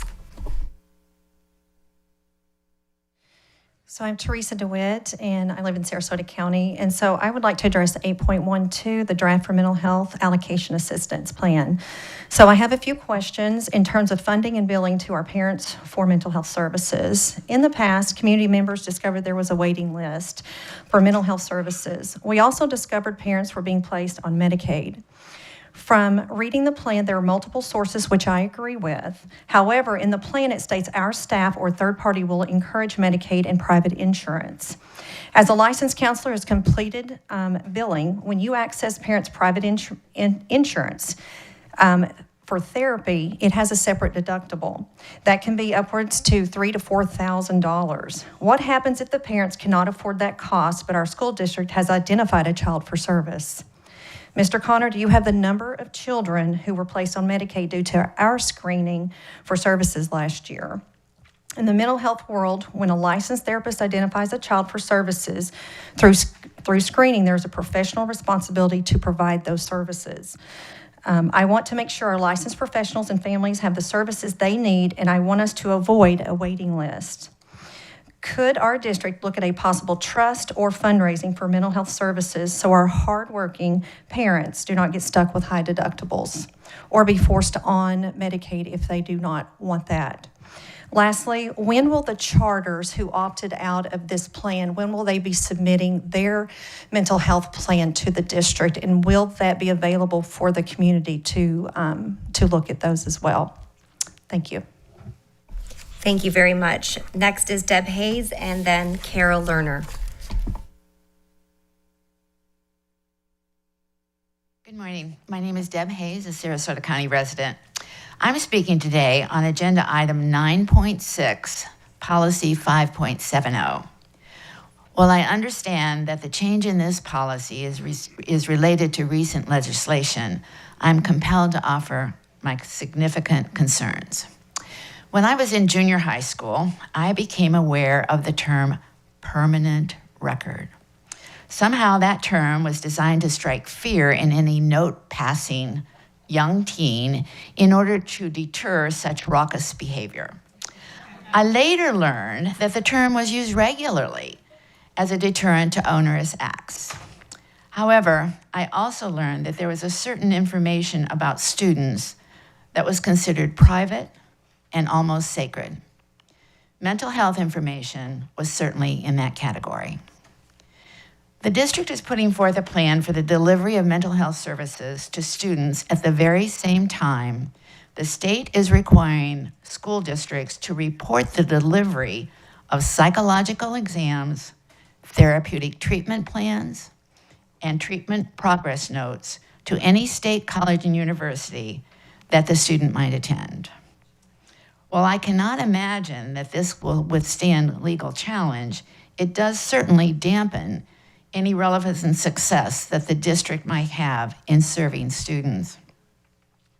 I am assuming that effective immediately, any parent request for providing mental health services to students would also involve the disclosure that any testing, treatment, or notes related to that service would become part of the student's permanent record and be sent to colleges and universities. If this practice of sharing sensitive data with higher education institutions is so critical, why is there not a similar requirement for students coming from private, parochial, and homeschools? Makes one wonder. I can imagine the data coming out in the next 10 years. Mental health problems soaring in public education, while there's none evident in private and homeschools. Please put procedures in place immediately to inform parents, students, and the public of this hurtful requirement and any way around it. Thank you. Thank you. And the final speaker on agenda items is Carol Lerner. Good morning. I'm speaking on 8.12, the draft of the Mental Health Allocation Assessment Plan. Recently, I spoke with a May 2026 graduate of Sarasota schools about her plans after high school. She said she was going to college, but when I asked if she was excited, she paused. And then she said, no, she was feeling very depressed. She then described how many of her former classmates felt the same way, overwhelmed by impending climate catastrophe, AI replacing jobs, threat of democracy, social media, and more. She said her classmates responded in two ways, either with depression or nihilism, either sinking into despair or pretending everything is fine, while often acting out or living it up, but struggling inside. That may sound extreme, but the data suggests a real and growing crisis. According to CDC figures, depression among high school students is exploding, with 42% reporting persistent feelings of hopelessness and sadness. Rates are at least twice as high among female students and LGBTQ+ youth. Emergency rooms visits for self-harm among teenagers ages 12 to 17 increased by 31% between 2020 and 2025. In 2024, 20.4% of youth seriously considered suicide, and 9.5% attempted it. These figures give troubling credibility to what the Sarasota graduate told me. For that reason, and because of my own lifelong commitment to the mental health of young people, I am deeply concerned about the shortcomings of the district's mental health plan. Because of shrinking budgets, some mental health professional ratios have worsened from earlier levels and now about 4 times the best practice levels as recommended by professional associations. And much of in-school counseling has been outsourced. Teachers are also under tremendous stress, especially as difficult behaviors increase, while the number of behavioral specialists has been reduced. While the attacks on school-based mental health services largely come from Tallahassee, the current school board majority is also responsible for its weakening. They eliminated Character Strong, for example, a well-received district-wide prevention program, after current school board candidate advanced false claims that social-emotional learning was critical race theory indoctrination. Claims that our school board... Thank you, Mrs. Lerner. That concludes our public comment on agenda items. Moving on to item 6.1, may I have a motion to approve the minutes?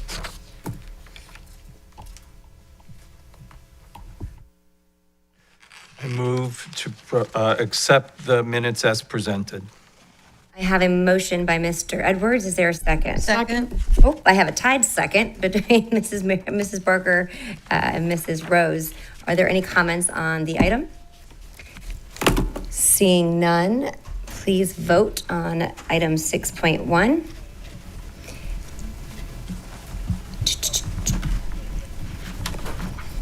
I can't get this.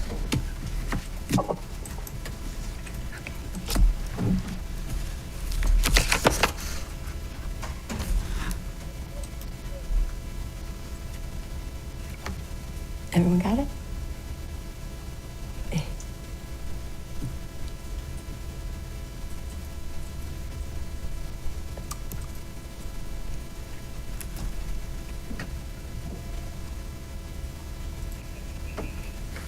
Did it work? Okay, and the motion passes unanimously. Moving on to the approval of the consent agenda. May I have a motion? I move for approval of the consent agenda. I have a motion by Mrs. Rose. Is there a second? Second. I have a second by Mrs. Marinelli. Are there any comments? Mr. Edwards, you're recognized. I have a couple of comments. The first is I'd like to move 8.44 to discussion. I would like to comment on 8.28.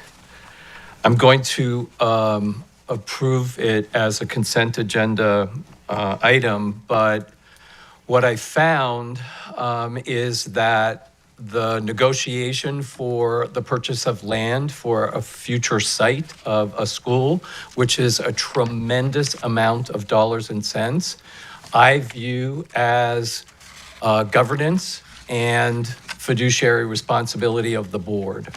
What I learned is that other school districts and the superintendent himself thought that it was within his purview to run the district.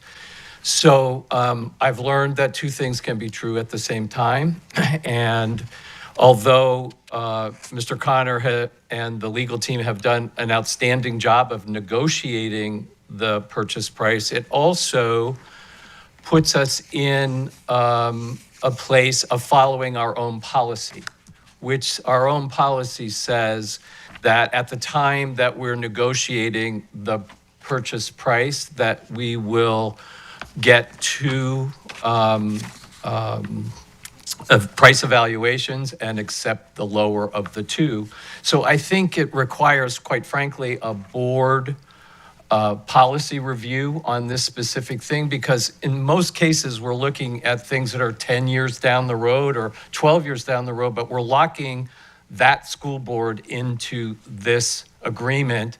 And frankly, several of us have found it painful to have to build schools when it was a challenge for previous school boards to have put us into situations that we might want to change. So what I also learned is that legislatively in 2015, if we hold up developers in their process and they can actually sue us for that holdup.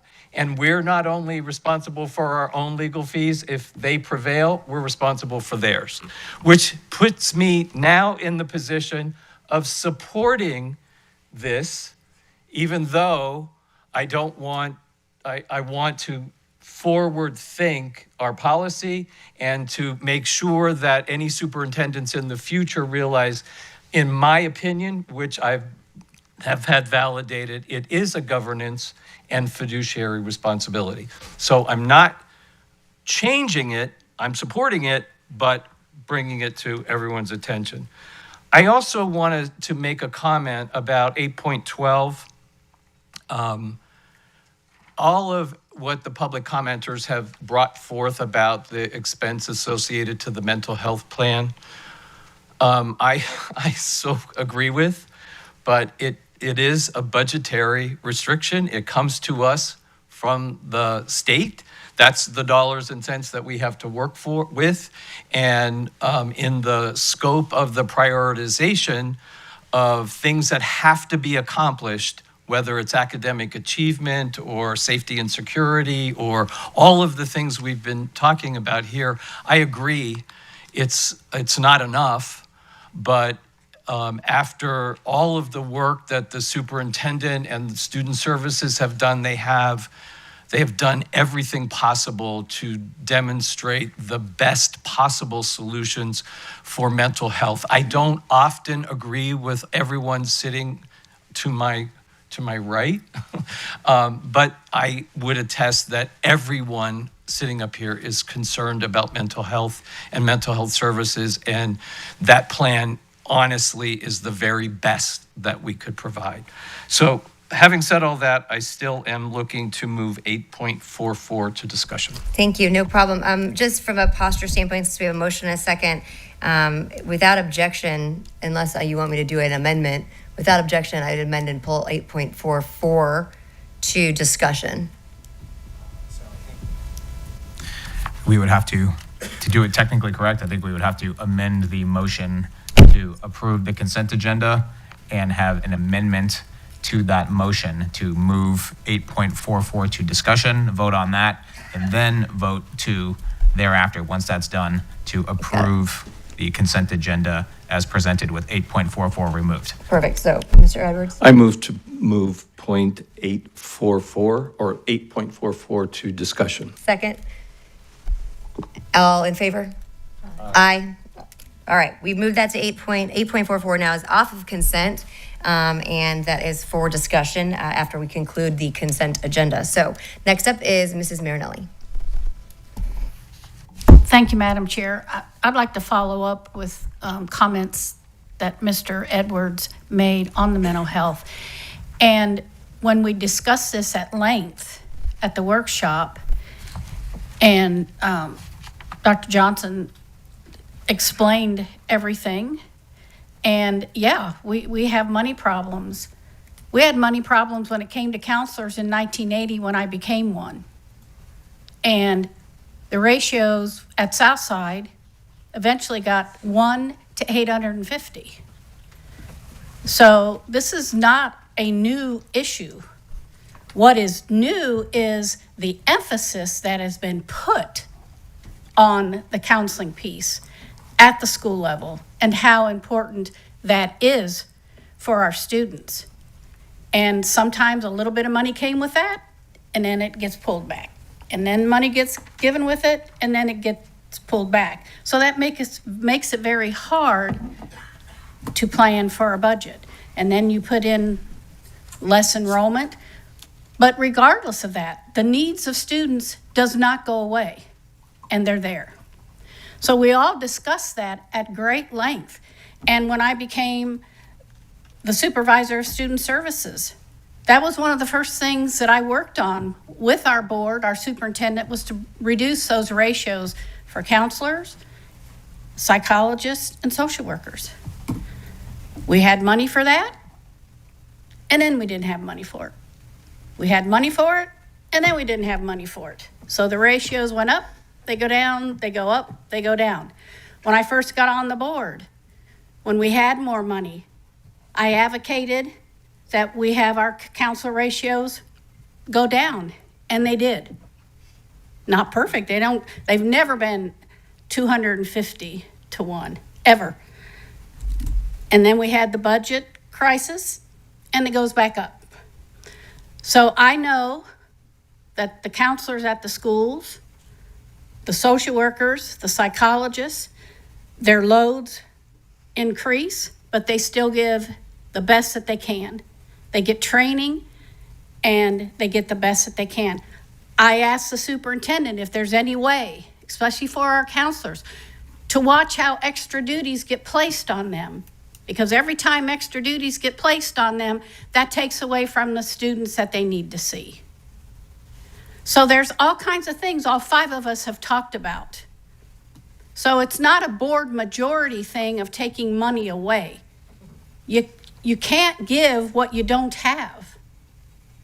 We already work with many agencies outside in the community.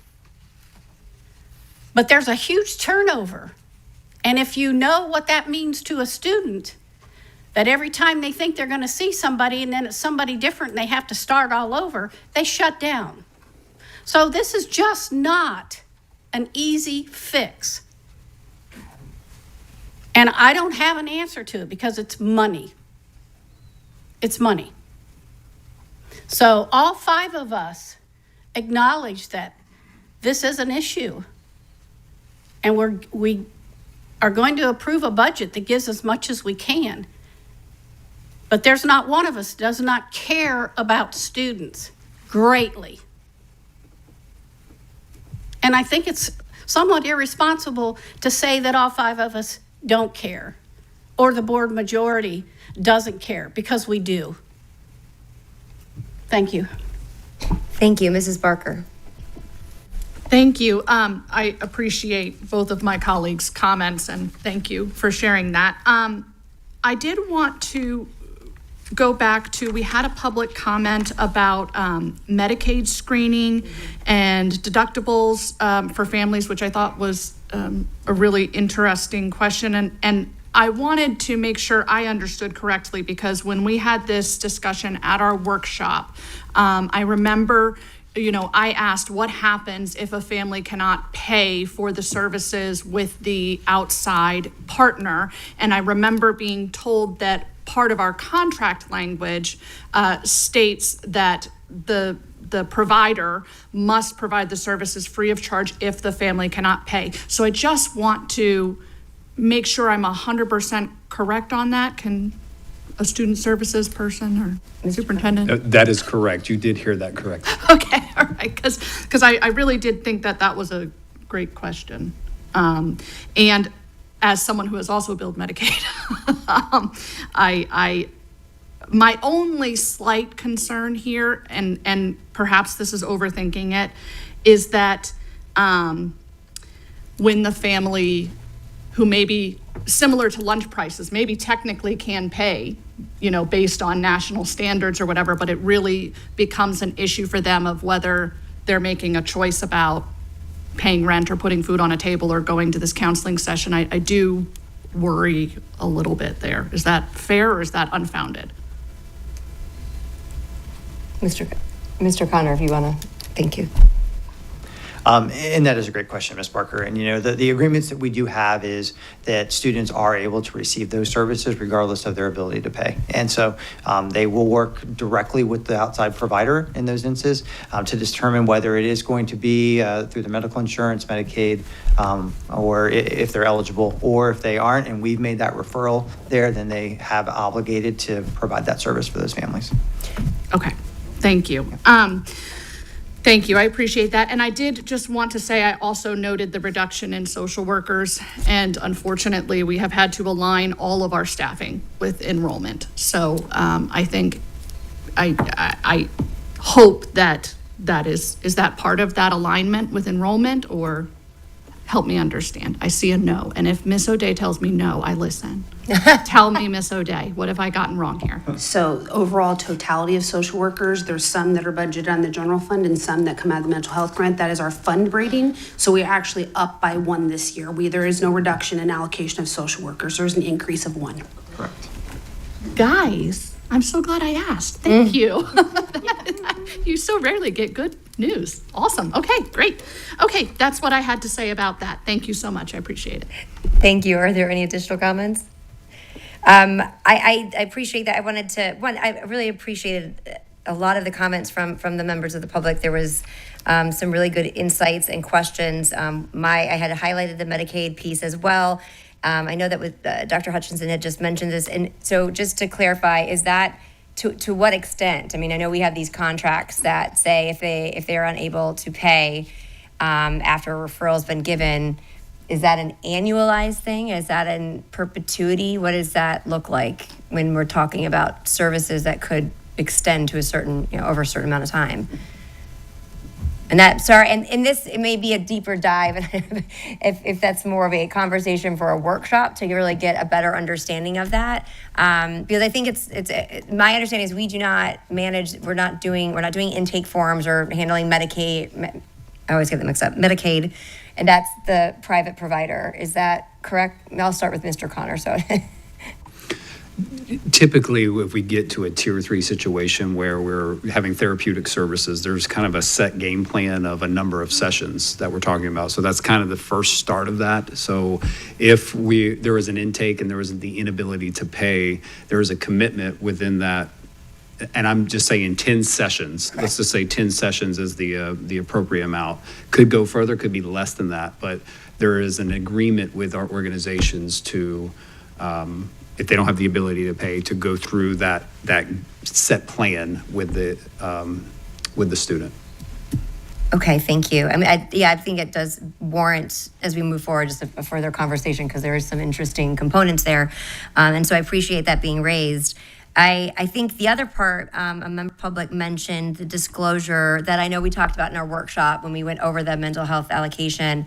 And I believe, and I don't, if you have that accessible to you, I know that's disclosed as a matter of legislation that this information would be also shared with the post-secondary institution. But is there an additional disclosure to the families for them to be aware of that?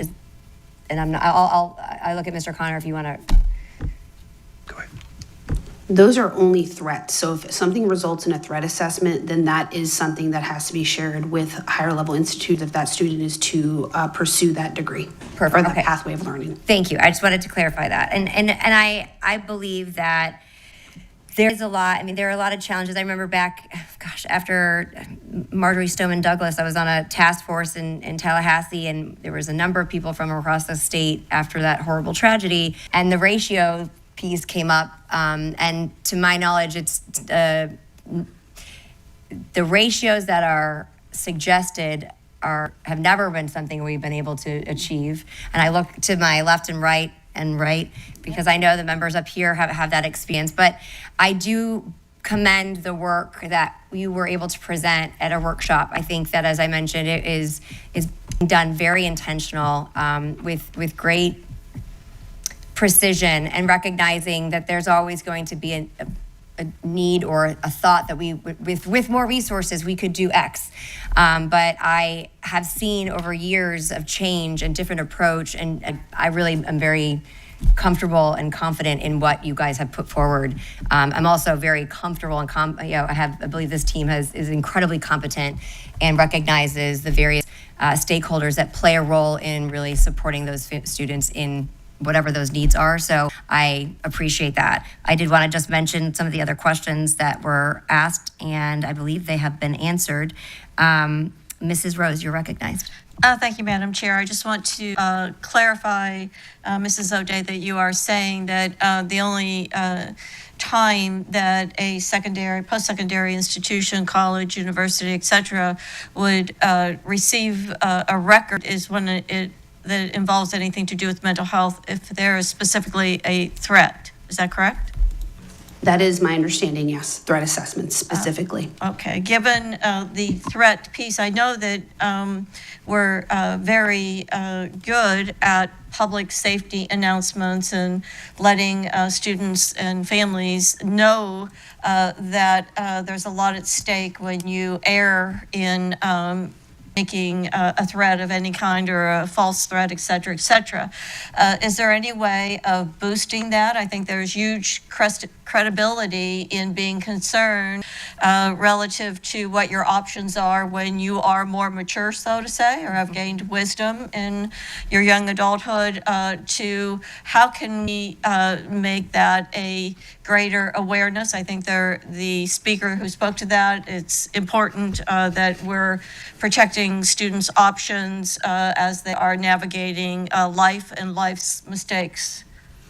Yeah, I think we do that to a degree, but we could always continue to find ways to amplify that message. I know that there is particular requirements to inform parents of just even things like making false threats through some of our channels. We could use some of those avenues that are already existing to do that, to also incorporate just in general how the impact of a threat, a false threat, a real threat, perceived threat could have detrimental consequences moving forward for them. I think that's paramount if there's a willingness there, and my colleagues agree that there needs to be, in my opinion, a greater awareness. There's a lot at stake. I thank the speaker for bringing that forward. Thank you. Thank you, Mrs. Rose. I concur. And I also thank you for that clarification, so that it wasn't just broadly mental health services that are being shared, but it is associated with threat management or threat assessment issues, which goes in line with the historical components that we've seen, regrettably, after tragic incidences and where those disconnects occur. I don't see anyone else listed here, so if there are no additional comments, we'll be voting on the consent agenda. As noted, item 8.44 has been moved for discussion, so please vote on the motion before you.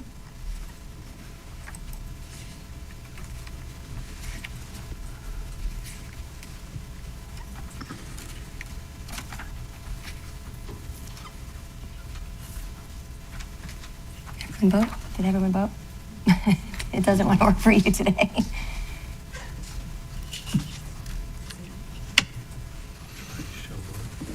Oh, that's what I keep doing. And the motion passes unanimously. Now we're moving to item 8.44. It's on page 11, board members, if you need to reference it. It's the approval of the level 2 volunteer fingerprint increase. Is there a motion?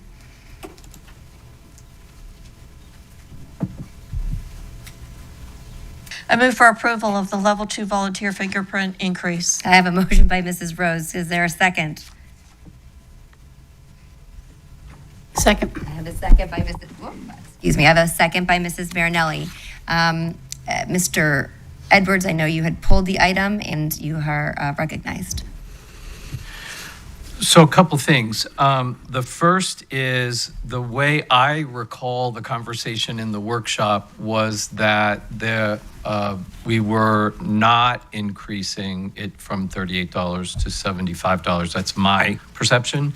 And that there was a discussion about if a person had the ability to pay the difference between $38 and $75, that it would be put forth that way that they could pay that amount and it would be perceived as a donation to that particular fund. In talking further with the superintendent about it, he said that that was something that he felt he could do on his own without necessarily needing board approval. That's my recollection of that conversation that I had with him. And then if I were, as the motion is presented today, I will not be supporting it because I do think I think there's a general push towards reaching to the public for volunteers and to get more volunteers into the school district. And $75, I think, is a hurdle. And that I do think that there are people that won't find it a problem to pay $75 because they want to do that for students and want to do that for the school district. And the other place that I heard a public commenter mention about families who can't afford, that would want to volunteer and be part of it, but couldn't afford not only $35 or $38, let alone $75. And can we match that conversation to free and reduced lunch? So that if a family is on that, then we could waive. So in essence, where I'm headed from my seat is, can we create a fund, a fingerprint fund for volunteers that you can pay the $35, you can pay the $75, and the fund is there to support fingerprinting for volunteers so that we don't necessarily have to go into the red, but that we might even find donors and philanthropy who want to donate to that specific fund. So in this particular case, I'm not supporting this motion and this as it's presented. Thank you, Mr. Edwards. Mrs. Rose, you're recognized. Thank you, Madam Chair. These are all sensitive. I validate that and never 100% easy to vote on.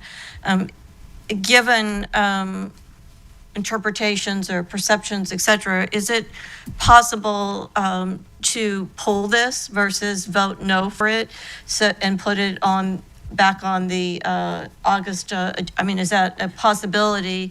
I think it would be better received to continue discussion and formalize options, et cetera, versus voting it down at this point. We have a motion in a second, so I think procedurally you would vote it down and just re-put it on the agenda. There's a couple different ways we could do that from a procedural standpoint, but for the purposes of, so right now, yes, there's a motion and a second on the floor for debate. It can certainly be unwound. So therefore, there's no technical record of it. If the maker of the motion and the seconder is in support of that, then there would be no record of a down vote. It would just be removed from the agenda. It would be withdrawn. And then we can bring it forward for further discussion.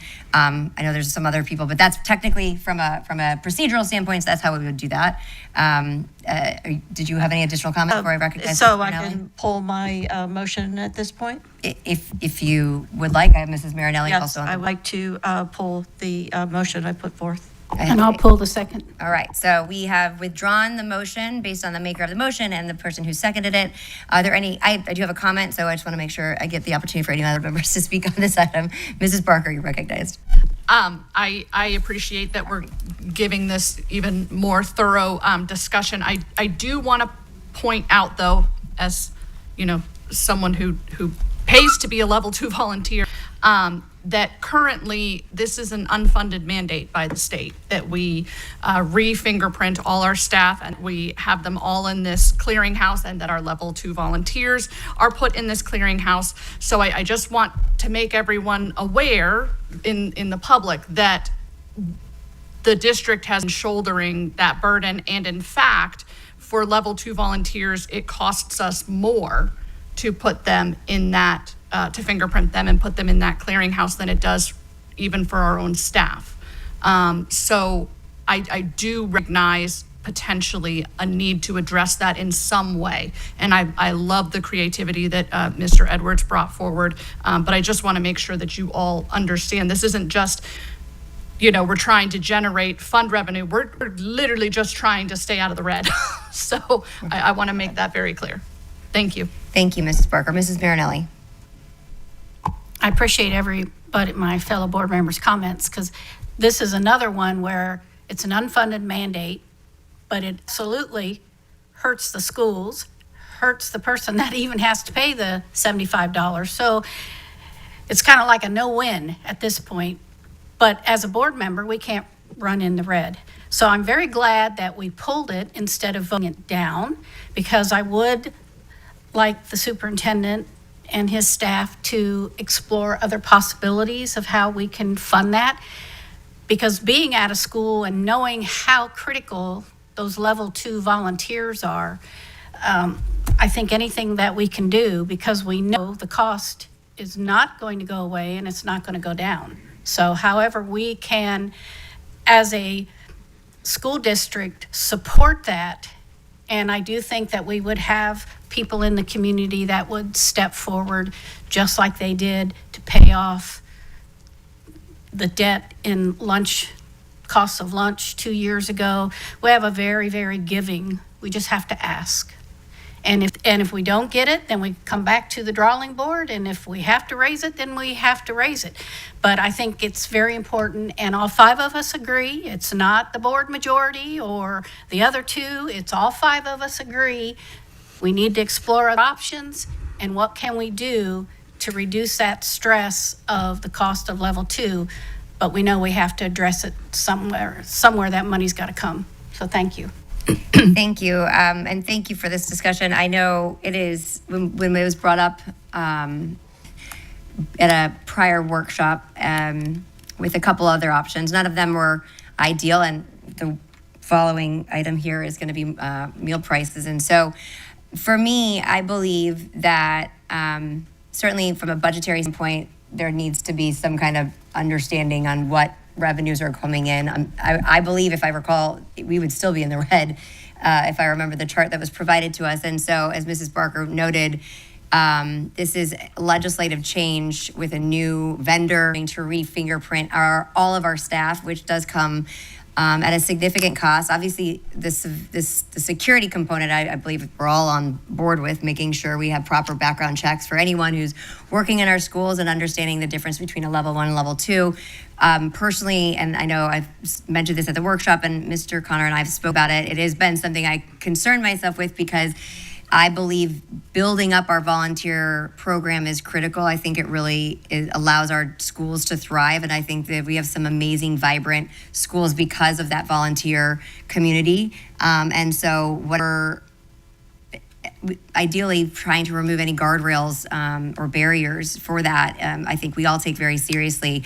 So Mr. Connor, my question to you then, since now this has been withdrawn, but I also recognize we're closing out here, we're looking at from a budgetary standpoint, although I know this was not to be very clear, this is not looked at as a revenue generator for the district. It was to alleviate some of the additional expenditures that now are being required.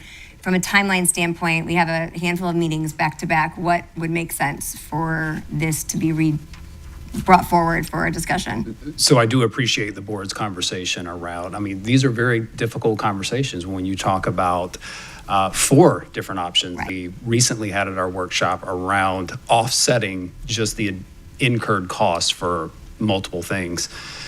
I want to remind the community that this was in no way an increase above and beyond what it actually cost. It actually cost us about $102 to fulfill a volunteer background screening. So a $75 was really a compromise, because Manatee is charging $90. Charlotte is charging up to $95. Lee County charges $75. So it was really to bring us comparable to just in our neighboring area, in our region, to offset an estimated $100,000 in the red just on the level 2 volunteers. That doesn't include the employee fingerprinting processes, which is running near $300,000 of an unfunded mandate. So I do appreciate being creative, being innovative. I can tell you, while we do have a very giving community, I don't think that it is prudent upon the board and the district to look at that as a reoccurring investment for an operational cost. Typically donors have passion projects, have desires to invest in things where they can really say, this is definitely a very important, our volunteers are extremely important to us. But when you compile that with all of the increased cost of everything, really needs to be a stability in that reoccurring revenue to cover these costs. And I don't know that we can depend year after year on our community partners to do that. We may be able to get a one time or here and there. So I get that it is not popular to talk about these types of things, but there are some avenues that we're going to have to continue to readdress as we move forward. To answer your question, we can bring this back at any time. We're going to plan and budget, obviously, to incur this in there. That's going to cause us to just continue to make adjustments within. But at some point, we have to address these things. And these, again, are kind of like death by a thousand cuts, right? It's volunteers, it's food prices, it's facility rentals, it's all of it combined. And so it just never gets easier. If I may make a recommendation when we bring this forward, just to look at the numbers. It's been some time, even as a board, that we have had a conversation about what our current volunteer program looks like, what those numbers are, how many we have at a level 1, how many do we have at a level 2, and if it's a report that doesn't require, a substantial amount of workload, even if we are able to drill down to the school level, because I'm sure we'll see a variance, because I do think the barrier of we want to welcome all volunteers, and there may be an economic prohibition for certain people. But if we have a little bit more information to look at it that way, maybe some more creative ideas can come about. Because I ultimately agree with Ms. Bonner. I think that we can go back to the drawing board, but this is a decision we're going to have to address because, as mentioned, we're still in the red. But I appreciate the conversation and believe going back to the drawing board relatively quickly may provide us with our solution. I don't remember. Did you already? Is this you from before, or you want to? Before. Okay, so Mrs. Rose, you're recognized, and then Mr. Edwards. Oh, thank you, Madam Chair. I agree, and I appreciate what you have shared. I think that simply educating the community on all of volunteer data, what we do have, I think that all 5 of us agree that we can't operate in the red. At least I've heard it over and over again. It's just not possible. And looking at other communities at the same time, I don't think that it behooves us for any of us individually to misinterpret the intent of an agenda item. So I think that just bringing it back and having discussion and really narrowing it down to, from a fiduciary responsibility, what do we have to do, and really what are realistic or legitimate options, do they exist? And that we're very transparent with that. I really hate to see that division come the way that it could possibly be interpreted here on the dais. Thank you. Thank you very much. Mr. Edwards. So yes, it's an unfunded mandate, and I thoroughly agree that, as we've stated several times, that it's not our responsibility by any stretch of the imagination to operate in the red. It's just that I had a different impression coming out of the workshop, and that there were other options that and we've heard this several times from public commenters. Did you thoroughly examine every single possible option? And for my seat only, I didn't feel like we had. So I would come back this afternoon and discuss it because the budget has to be fixed. So I'm not trying to be difficult by any stretch of the imagination. I would like us to resolve this in conversation as quickly as we can and explore what the options are. I do think there is some opportunity philanthropically to explore, and I'd like to a little further discuss where at some point, not at this moment the superintendent's ideas of where he thinks he has some flexibility on how that can work. So that's I would come back this afternoon. Thank you so much. Well, I'll give it to the superintendent. I think, as was mentioned, we have the next 2 Tuesdays we're convening, and perhaps we can add a brief conversation workshop item just to keep things moving along, but we'll keep you all apprised of that. So that item has been withdrawn. So that moves us to item 9.1, approval of is that correct? Discussion, yes, we're on 9.1, approval of the K-12 Code of Student Conduct. Is there a motion? I move that the Student Code of Conduct for the K-12 2026-2027 school year be approved. I have a motion by Mrs. Barker. Is there a second? Second. I have a second by Mrs. Marinelli. Are there any comments? Does everyone know where we're at? Okay, I just want to make sure. Mrs. Barker, recognized. Thank you. I just wanted to share that I heard the commenters who had concerns with our student code of conduct, and I fully agree with many of those concerns. I understand the research around enumerated protections. We've had hashed that out for many hours, and the research is very clear that students in schools with enumerated protections report feeling safer and less bullying than students who have schools that use more general language. So that is not up for debate. But I already voted that way. I already communicated my disagreement with that in the past. I communicated it with the policy. I communicated it with the student code of conduct. At this point, that is really not up for debate today.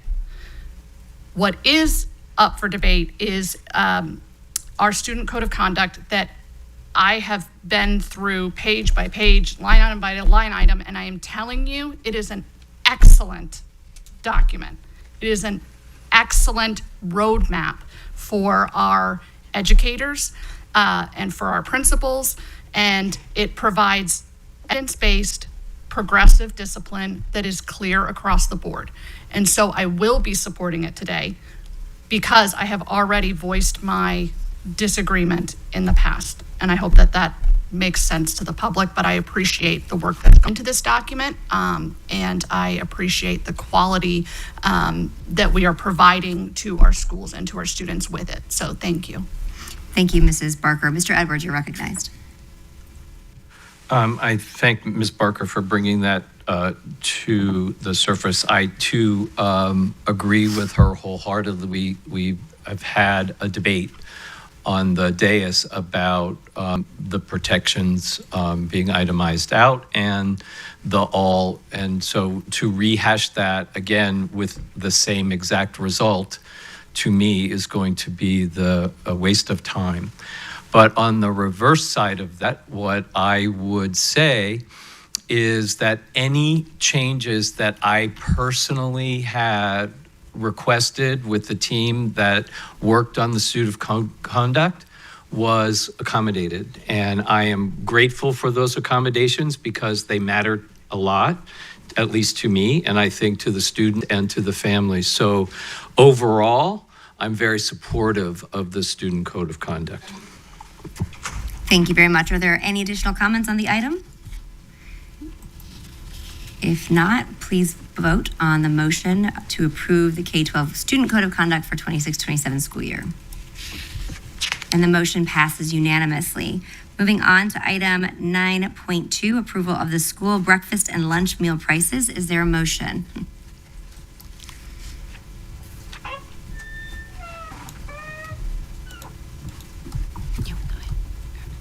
I move that we approve the recommendations for the school breakfast and lunch meal prices for the 26-27 school year. I have a motion by Mrs. Marinelli. Is there a second?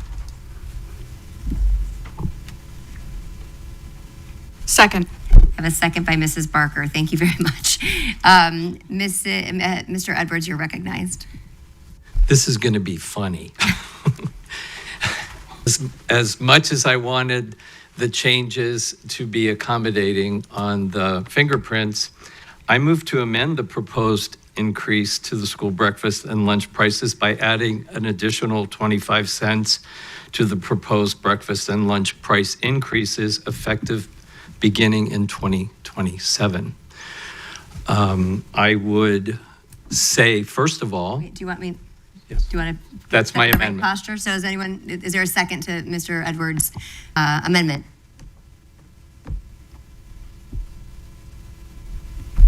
I will second it. Go ahead. So the first thing I would say is that, and I know that there were a lot of commenters that said, did you turn over every stone? I believe we did. I believe that is 100% in Sarah Dan, because every single time in my tenure as a school board member that I called her and said, listen, I just read this, or I just looked this up, or I just found this, she's already explored it and has either brought it into practicality or said, we don't qualify for it. So I know every day Sarah Dan is looking to make sure that all of the things that were brought up, did we this, did we that, did we, yes, we did.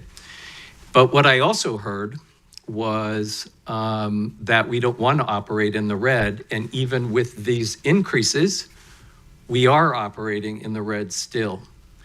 And so I understand if the board doesn't support it, but my rationale is to remind the public that these increases do not affect free and reduced lunch at all.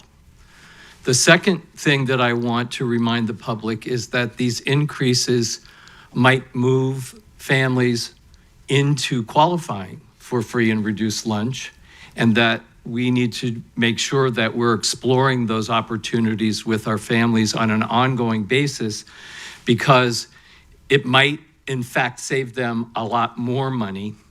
The other rationale that I have here is that that additional 25 cents allows for families to plan to be on free and reduced lunch. It also allows for families to budget for that additional increase.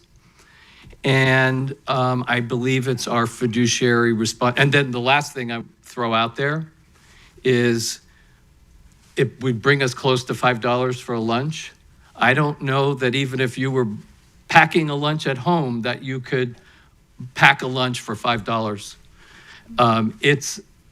Everything has gone increasingly crazy, and I think we do an incredible job for the prices that we charge. And I think it still doesn't take us out of the red, by the way. It just takes us a little better. And so I know I was on one side of the equation talking about fingerprints in that direction. On this one, I really do think that the additional price is warranted and needed. Thank you. Mrs. Rose, and we're on the amendment. Thank you, Madam Chair. Madam Chair, could I ask for specifically, I'm not opposed to the amendment. I'm just looking for specifics of, am I correct in hearing that is amending and proposing a 25-cent increase for the 27-28 school year? Is that, or for the 26-27 as this reads for the current agenda item? Mr. Edwards. Yeah, it's proposed that we accept the increase as proposed, but then amend that we'll add an additional 25% or 25 cents starting 2027. So, Okay. and into perpetuity. Okay. That makes sense. That makes more sense to me then. Please. Mr. Connor. Just for clarity, I think you're referring to January. January So it's 27th. Yeah, that's yes, right. yeah. So Okay. I just think that it's I was an gonna get interesting there. discussion, but I want to be very clear. So I was going to clarify that as well, just to make sure, because I know I recall from the discussion during the workshop, and this I share this. I think that these are not fun conversations. None of them are, but I believe it is in the best interest of families and also our fiduciary responsibility to have more of a runway for families to plan instead of consistently having this uncomfortable conversation about whether or not we're going to continue to raise prices. And as we discussed at the workshop, was a sliding scale. Mr. Edwards, this is very similar in line with that. So to clarify, so that, and again, we can continue discussion on the amendment.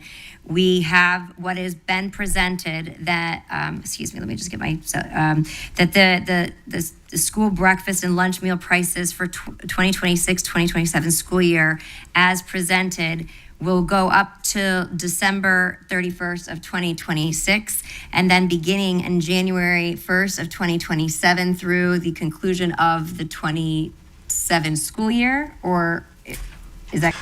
2027 and beyond. Well, we yeah, do we adopt it each year, so Mr. Connor, if you can clarify so that's in the right posture. Well, and so just to give clarity, and I'll give the board my feelings on this, that was probably the reason we didn't bring it originally, is because of the mid-year change. But to Mr. Edwards' point, we haven't addressed the full issue of the deficit that we're running in FNS, and with even with the proposed, it just really brings us to some of our surrounding districts and what they're charging for lunch, and the additional 40 cents. We're going to have to bring this back eventually. Correct. So I can support a mid-year change. It's not typical. It's not something that we've normally done mid-year, but it's not something that this board couldn't decide on. That if we do enough communication, that we're very clear about where we're headed in January, and we can do a lot of that right at the beginning of the school year. This is what it currently is. This is what it will be in January. I think we are well capable of communicating that thoroughly. And that additional quarter, and Mr. Edwards, I don't want to speak for you. Are you saying for both breakfast and lunch? Okay, for both breakfast and lunch, we're going to support that because we honestly, we're going to fully fund. You would be at $5 minimum for lunch. We're at $4.15 under this proposal. So additional quarter is still well below. I think the numbers, the team has run scenarios of what a quarter, what 50 cents, what 75 cents would look like in terms of revenue generation. For a quarter, just for a half a year, would be around $186,000. Still less than what we would totally need to offset that deficit. But I think if you were attuned to our workshop, for those who are wondering, there was a lot of conversation about what those pressures are. And, salary and benefits is definitely something that is a pressure for us as we continue to have competitive compensation and required benefits. But then, of course, the supply chain and the cost for delivery and everything going up. This team has explored 20 plus different options to reduce those costs. And even when we've maximized that, we still cannot get ourselves to a place unless we begin to really reduce the level of service, which we don't want to do because that means kids may not get fed. So in order to do that, we have to look at this as an option. So the 40 cent original proposal that is presented to you doesn't get us all the way there. I can support because I know that I will be back in front of this board in short order to have to do this again. Why not? Let's do it now, and then we can communicate well in advance. Thank you for that. And that I share that, and I know that was again discussed at the workshop. And for one more point of clarification, I know Mrs. Barker, I'll recognize you. Just to clarify, the proposal that has been initially presented, I know we're on the amendment, but it was 40 cents for both breakfast and, because I thought there was a differential. There is. It is 25 cents for the lunch and 40 cents 25 cents for breakfast, 40 cent increase for lunch. Hold on one second. Breakfast. And so my question would be, because I'm in support of the strategy of saying, listen, we need to raise prices because it is not a profit. It is a self-sustaining department, just so that everyone recognizes that. And it's not right now because it's in the red, so it is pulling from our operational budget. However, because there was a lot of evaluation, there was thought probably put forward that instead of doing across the board for breakfast and lunch, is if we're doing a 50% across the board for breakfast and lunch on the second semester, is that going to have an adverse impact because we're raising breakfast so much more? I don't know. I just don't know what the logic was where we changed that. It's a different in price increase from breakfast to lunch. So I think when you look at the current comparable districts with their breakfast prices, it's making it's a staircased approach versus sharp increase. So, comparatively, we would still be under some of our neighboring districts with that increase going into the additional increase. So I know, for instance, Seminole is charging $2.80 for breakfast. We made the decision to do a nominal increase. So, we are very much considering our families and what they're going through and their personal budgets, right? So it's trying to make those accommodations and considerations for our families and community as well. Could we have gone the same increase as we're doing lunch? Absolutely. But I think that was the original intent. But I still think this accomplishes that because it's a little bit of a shorter staircase. It tells us that we're doing it now. We'll do it again in 6 months. And so we'll be able to evaluate it at the end of the year if any additional adjustments need to happen in 27 and 28, which unfortunately could be the case. Okay, so to be clear on the amendment, it is to amend the pricing to include a 0.5 or 50 cents for both breakfast and lunch beginning January 1st, 2026. Is that okay? Mrs. Barker, you're recognized. Thank you. I really appreciate this conversation, and I should preface this by saying all 4 of my children buy school lunch every day, so this impacts me and my budget and my bottom line. And I appreciate the idea about incremental increases because that would help me with my budgeting. I also appreciate the fact that I probably can't make a school lunch for under $5. I mean, certainly not the quality that we provide here. My question is this. I heard, Mr. Edwards, I heard you say that you thought that perhaps increasing the prices would increase the number of folks who qualify for free and reduced lunch. And I was curious about that because my understanding, and it may be flawed, is that you qualify for free and reduced lunch based on your family's income, not based on the meal price. Can someone just clarify that for my own understanding? Mr. Connor?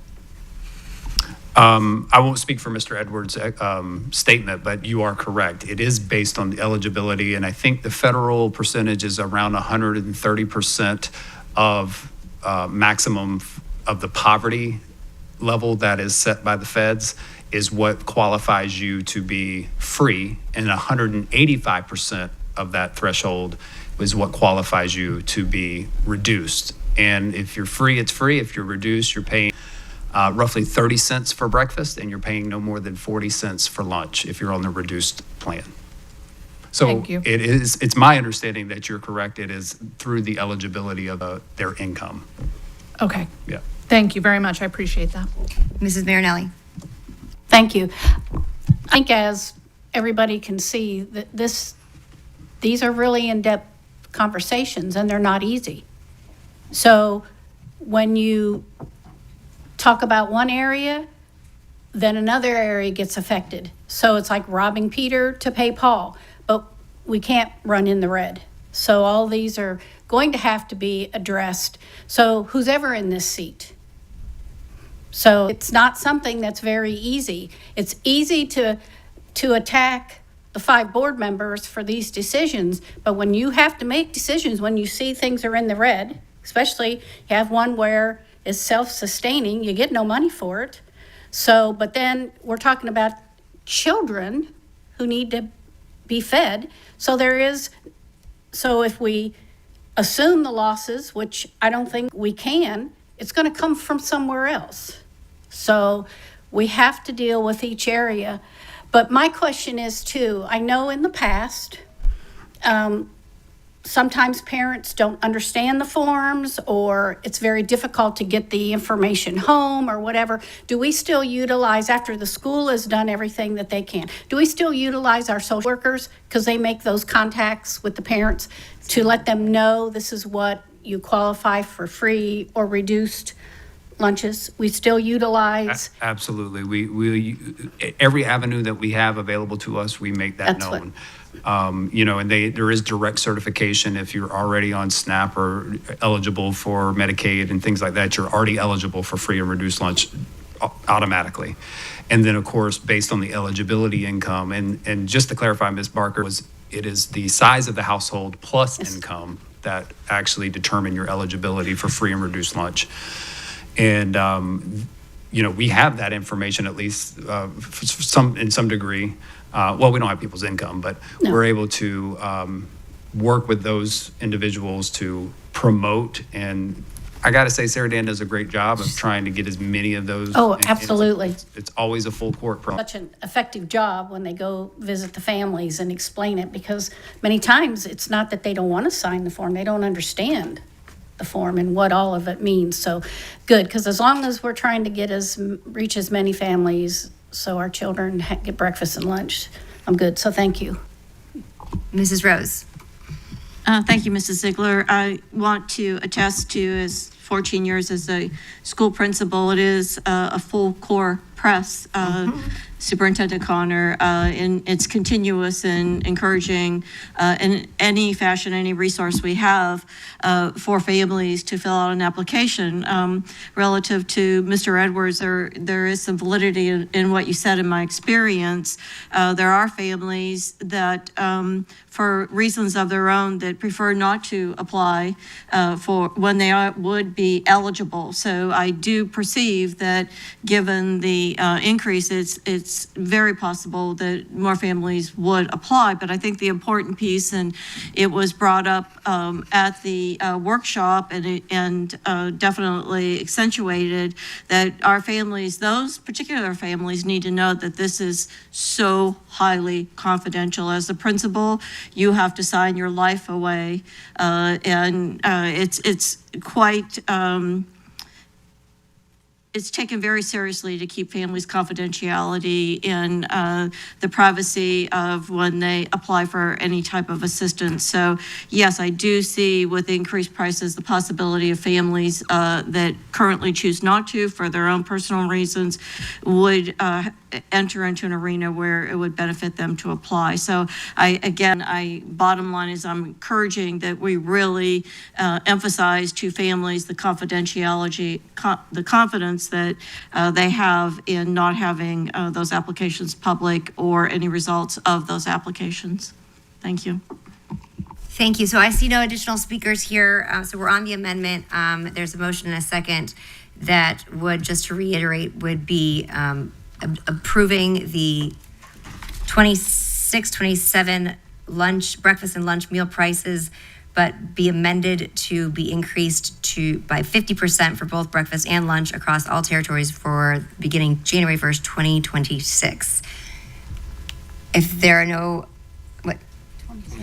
27, sorry, thank you, that matters, 2027. So if there are no additional comments on that, we are going to take a voice vote on the motion, unless you had any comments. Mr. Edwards, are you good? All right, Mr. Edwards, your vote for the amendment. Yes. Mrs. Marinelli. Yes. Mrs. Rose. Yes. Sorry, Mrs. Rose, yes.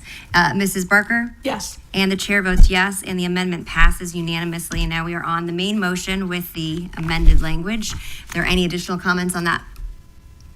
Seeing none, do we need a voice vote for that? Or Mrs. Tompkins, can we just, we can use our computers if it lets you. So 9.2 then? 9.2. We're voting yes. You're voting yes because now it's been amended with your amendment. Got it. Okay. So it's technically automatic.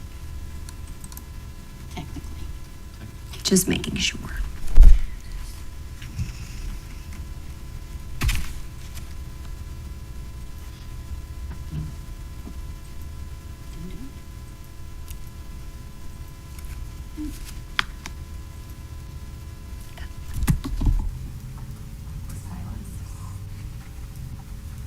All right, voice vote. It says approved. Okay, we got it now. All right, and the motion passes unanimously. Thank you for that discussion. Moving on to item 9.3, approval of revised school board policies. Is there a motion? Page 11, 9.3. I move to approve the revised school board policies, Chapter 2, School Board Governance and Organization. Policy 2.22, Board Meetings. Policy 2.24, Collective Bargaining Agreements. I have a motion by Mrs. Marinelli. Is there a second? Second. I have a second by Mrs. Rose. Are there any comments? Seeing none, please vote on item 9.3. Nope, didn't come up.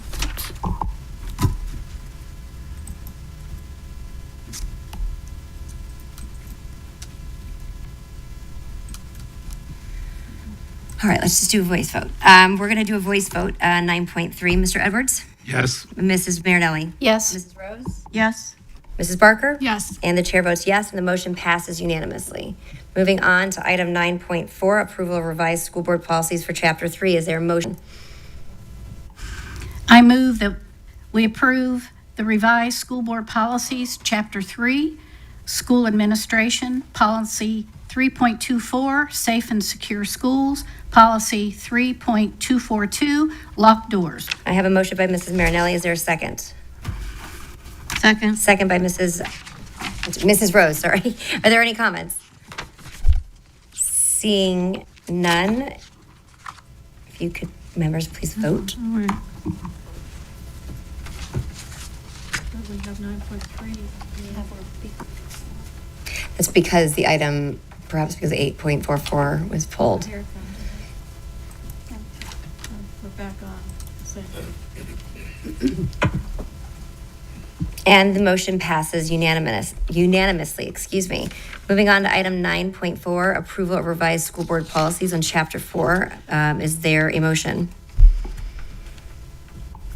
I move to approve the revised school board policies, Chapter 4, Curriculum and Instruction, Policy 4.40, Extracurricular Program, Policy 4.65, Virtual Instruction, Policy 4.72, Participation of Home Education and Private School Students in Extracurricular Activities, and Policy 4.111, Physical Education. I have a motion by Mrs. Marinelli. Is there a second? Second. And a second by Mrs. Rose. Are there any comments on the item? Seeing none, please vote on the motion before you. Am I going too fast? Yeah, because we just, It's not. 9.4 we're is voting still on there. 9.5 right now. Right. Which is Chapter 4. Right. All right, well, we'll do a voice vote. Mr. Edwards? Yes. Mrs. Marinelli? yes. Mrs. Rose? Yes. Mrs. Barker? Yes. And the chair votes yes, and the motion to approve the revised school board policies of Chapter 4 passes unanimously. We are now on item 9.6, which is the approval of revised school board policies on Chapter 5. Is there a motion? I move to approve the revised school board policies, Chapter 5, Student, Policy 5.70, Student Records, Policy 5.80, Athletics, Policy 5.305, Threat Management Teams. I have a motion by Mrs. Marinelli. Is there a second? Second. I have a second by Mrs. Barker. Are there any comments?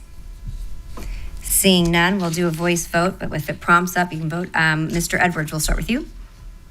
Yes. Mrs. Marinelli? Yes. Mrs. Rose? Yes. Mrs. Barker? Yes. And the chair votes yes, and the motion to approve the revised school board policies of Chapter 5 passes unanimously. Moving on to item 9.7, approval of revised school board policies on Chapter 6. Is there a motion? I move to approve the revised school board policy, Chapter 6, Human Services, Policy 6.10, Employment of Personnel. I have a motion by Mrs. Marinelli. Is there a second? Second. I have a second by Mrs. Rose. Are there any comments? Seeing none. This is funny the way it's working. Mr. Edwards, we'll do a voice vote. Yes. Your mic. Yes. Thank you. Mrs. Marinelli? Yes. Mrs. Rose? Yes. Mrs. Barker? Yes. The chair votes yes, and the motion to approve the revised school board policies under Chapter 6 passes unanimously. We are now on item 9.8, approval of revised school board policies for Chapter 7. Is there a motion? I move to approve the revised school board policies, Chapter 7, Business Services, Policy 7.25, Grant Management, Policy 7.34, Acceptance of Credit, Debit Cards, and Online Payment. I have a motion by Mrs. Marinelli. Is there a second? Second. Second by Mr. Edwards. Is there any comments? Seeing none, we will do a voice vote. Mr. Edwards? Yes. Mrs. Marinelli? Yes. Mrs. Rose? Yes. Mrs. Barker? Yes. The chair votes yes, and the motion to approve the revised school board policies on Chapter 7 passes unanimously. Moving on to item 9.9 is the approval of school board policies on Chapter 8. Is there a motion? I move to approve the school board policies, Chapter 8, Auxiliary Services, Policy 8.16, Emergency Drill Plans, Policy 8.29, Use of Electric Personal Transportation on Campus. I have a motion by Mrs. Marinelli. Is there a second? Second. I have a second by Mrs. Barker. Are there any comments? Seeing none, we'll just continue on with our voice vote and conclude here. Mr. Edwards? Yes. Mrs. Marinelli? Yes. Mrs. Rose? Yes. Mrs. Barker? Yes. And the chair votes yes, and the motion to approve the school board policies for Chapter 8 passes unanimously. We are now, that concludes the general agenda. I'm going to call for a 5-minute break, and we will come back to have general public comment. We'll reconvene at 12, we'll just say 12:55.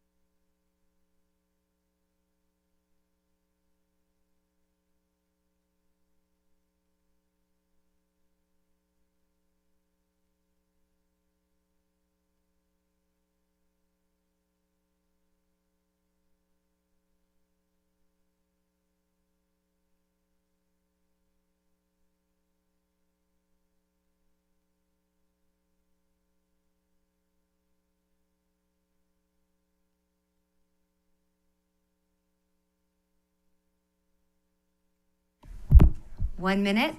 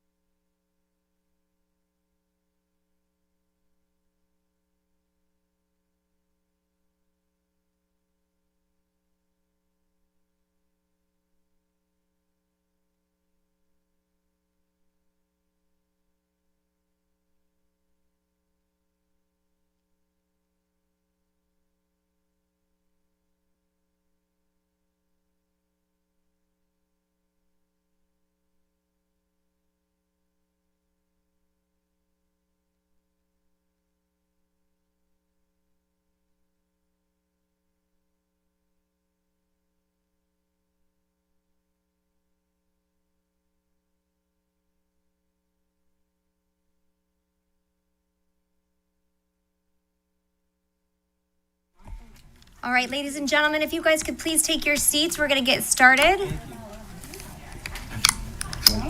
What, not throw it out? I don't know.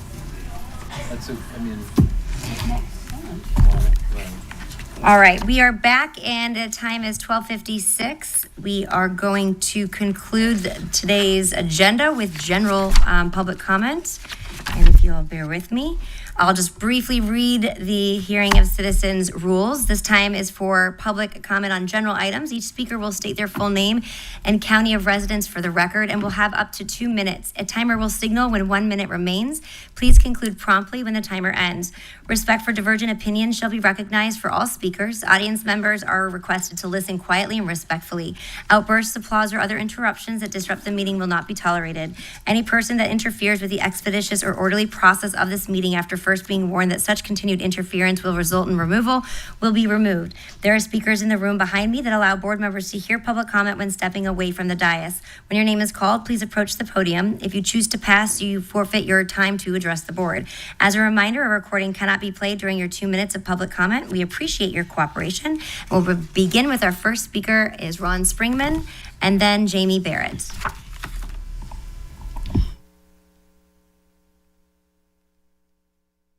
Springman, Venice and Vietnam veteran. To see what MAGA is becoming, I urge all voters to listen to YouTube July 16th White House Deputy Chief of Staff Stephen Miller's deranged speech that even Heinrich Himmler, the Nazi architect of the Jewish Holocaust, would be proud. Canada's Teresa DeWitt and Michelle Posey are members of Moms for Liberty, a radical group who are for banning books suppressing students' First Amendment and LGBTQ rights. They are endorsed by Ziegler and by Greg Stubbe, who voted for the beautiful bill which reduced our educational and healthcare funding. Many moderate conservatives are seeing the light and jumping off the Trump train, but Posey and DeWitt seem to be entrenched in the corrupt MAGA agenda, just as our millionaires Rose, Ziegler, and Marinelli, who by the way, are quitting because they have no chance of re-election. At last month's board meeting, Posey insinuated the entire board voted for Connor. That is a lie. Ziegler and another member voted against him. Posey claims to state facts, so I urge voters to go to YouTube's June 14, 2023, 1 hour and 38 minutes into the video, and hear Posey recommend a Ziegler-endorsed military veteran and not Connor. At the last board meeting, DeWitt calling Tom Edwards a liar when he was only speaking truth to power. DeWitt's opponents' campaign signs are being stolen to help her win the election. Haven't we had enough of these finger-wagging, politically self-serving people who do nothing but create chaos? Barker and Edwards truly care about our children's education. It's time for change. Vote for the challengers running against DeWitt and Posey, and don't elect DeSico, an insurance salesman, or another multimillionaire like Heidi Brandt, which didn't work out so well with the other 3 board millionaires. Teresa and Robin, a sexual threesome is not profanity, but a lifestyle indulged by your... Thank you. Jamie Barrett, Christy Carwatt.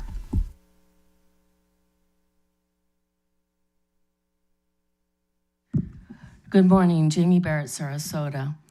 I would like to reflect back on the last school year as we move forward. Superintendent Connor has made some very difficult decisions. We are blessed to have him during these very challenging times. Funds have been taken away from our public schools due to money not following the students. Taking the income cap off the vouchers didn't help. If we still had those funds, we wouldn't be forced to make these very difficult decisions.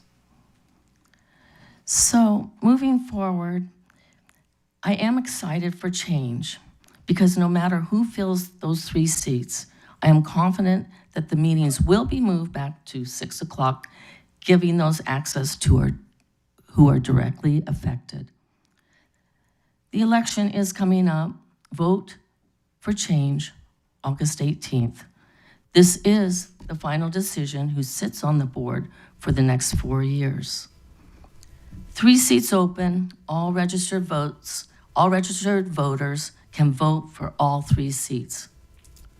Vote for our children. They need our voice. Let's all come together. Thank you. Thank you. Christy Cartwatt and Michelle Posey.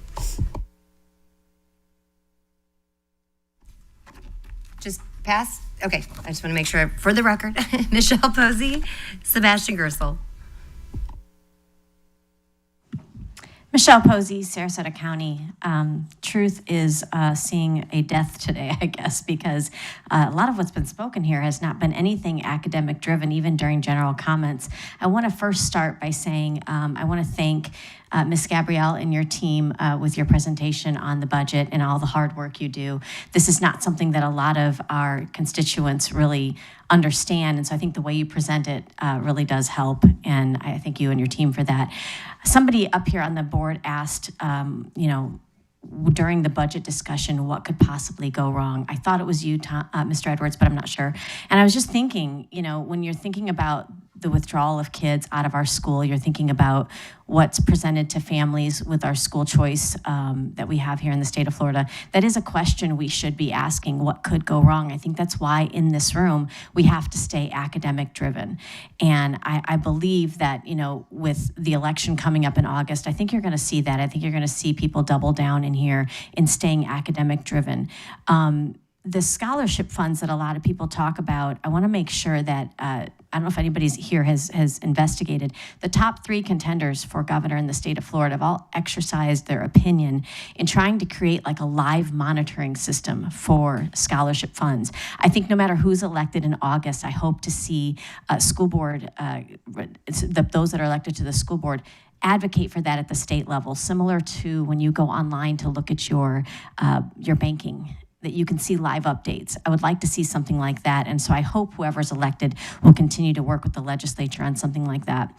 Looking at our code of conduct, some people have talked about the word all as if it's something that's really atrocious to include the word all instead of enumerations. But I want to talk about the summer institutes that have been going on. I think it's amazing that the teachers are choosing to work through the summer.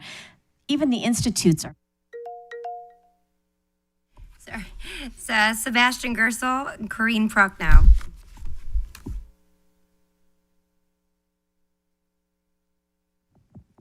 Thank you very much, Madam Chair. Sebastian Gerstel, Sarasota County Undergraduate Riverview High School. We seem, at the last meeting, I think a topic that was heavily discussed was disclosure, so I think it's time to give some disclosure. We keep hearing this mantra of chaos at board meetings and chaos with the school board, yet the people who keep talking about the chaos are the ones that made it and continue to make it. The chaos made by Ms. Barker and Mr. Edwards and their paid goons that attend these meetings and their paid activists that make rallies and their paid activists that show up to speak.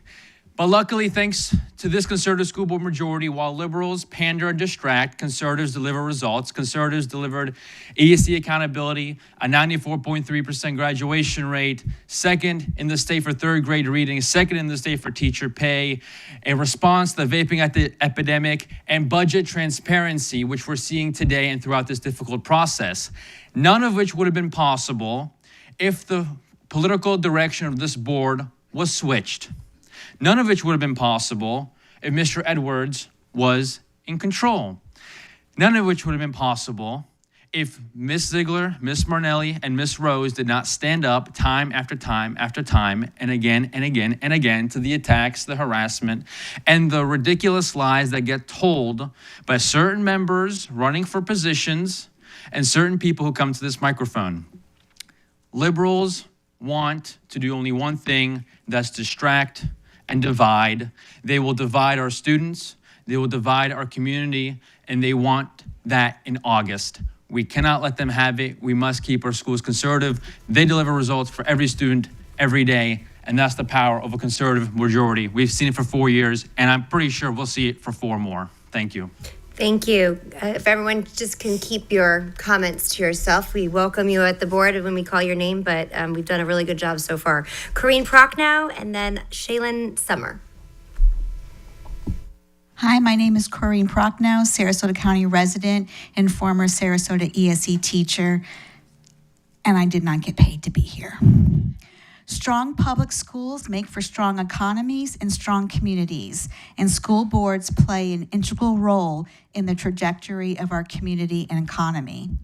School boards are responsible for determining and shaping what is taught in our public schools. They should be choosing quality curriculum that is evidence-based and factual. This makes for a more skilled and educated workforce for our community, which determines if we can attract and retain employers and employees. Better educated equals less unemployment, a reduction in crime, incarceration, improved public health, greater civic engagement, and greater tax revenues. School boards need to be run by people with financial know-how, intelligence, who can be fiscally responsible. Our school board is one of the largest civilian employers in our county. They are responsible for directing millions of dollars through our economy. Think food service, transportation, payroll, insurance, facilities, technology, so on. This year, we could have really used more school board members to try and halt or slow the devastation of the uncapped voucher program and Schools of Hope. Why weren't they speaking out against this in Tallahassee with our local representatives?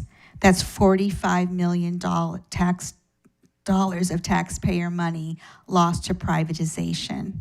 Our students and teachers are the ones hurting from this.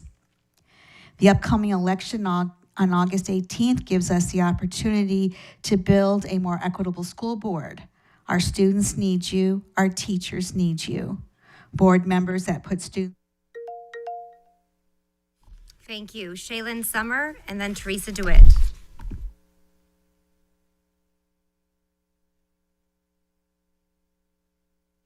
Good afternoon. My name is Shaylin Summer, and I live in Manatee County, but I have a senior going to Booker High School, and he was there part of last year as well. He's part of the law program there and really loves it. Last night, my son Mason was in tears about what is being allowed to happen at Booker by this school district. Mason plays quarterback at Booker, and for the past 5 weeks, his head coach, Coach Woods, has been on a forced leave by the school district. We are now getting ready to start official practice next week, and we have no answers whether Coach Woods is coming back or not, and who is going to lead the team forward. Now that the season is getting ready to start, Booker players and families are now left with the very difficult decision to leave Booker and go to other schools.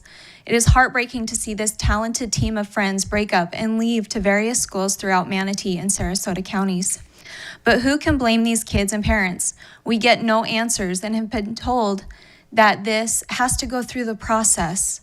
It is very clear that in this process, no one is taking into account these kids and these families. My family is not from Newtown. We are new to Booker, but we have quickly grown to love the school and the community that supports it. The way the school district has handled this and the dismissive manner in which you have not responded to our pleas for help is appalling. It is almost like the school district wanted this to happen. Either you wanted to destroy this football team or you have so much indifference towards Booker and Newtown, the community that lives for Friday Night Lights, that you did not care to step up and show some leadership. It is all very sad, and from what I have been told, is a routine matter and how this community has been treated. My son, he's going to be fine wherever he goes. We have the means to take him wherever he needs to be. But what's sad is that we are leaving these kids that don't have the means to make. Thank you very much. Paulina Testerman and Sebastian Martinez.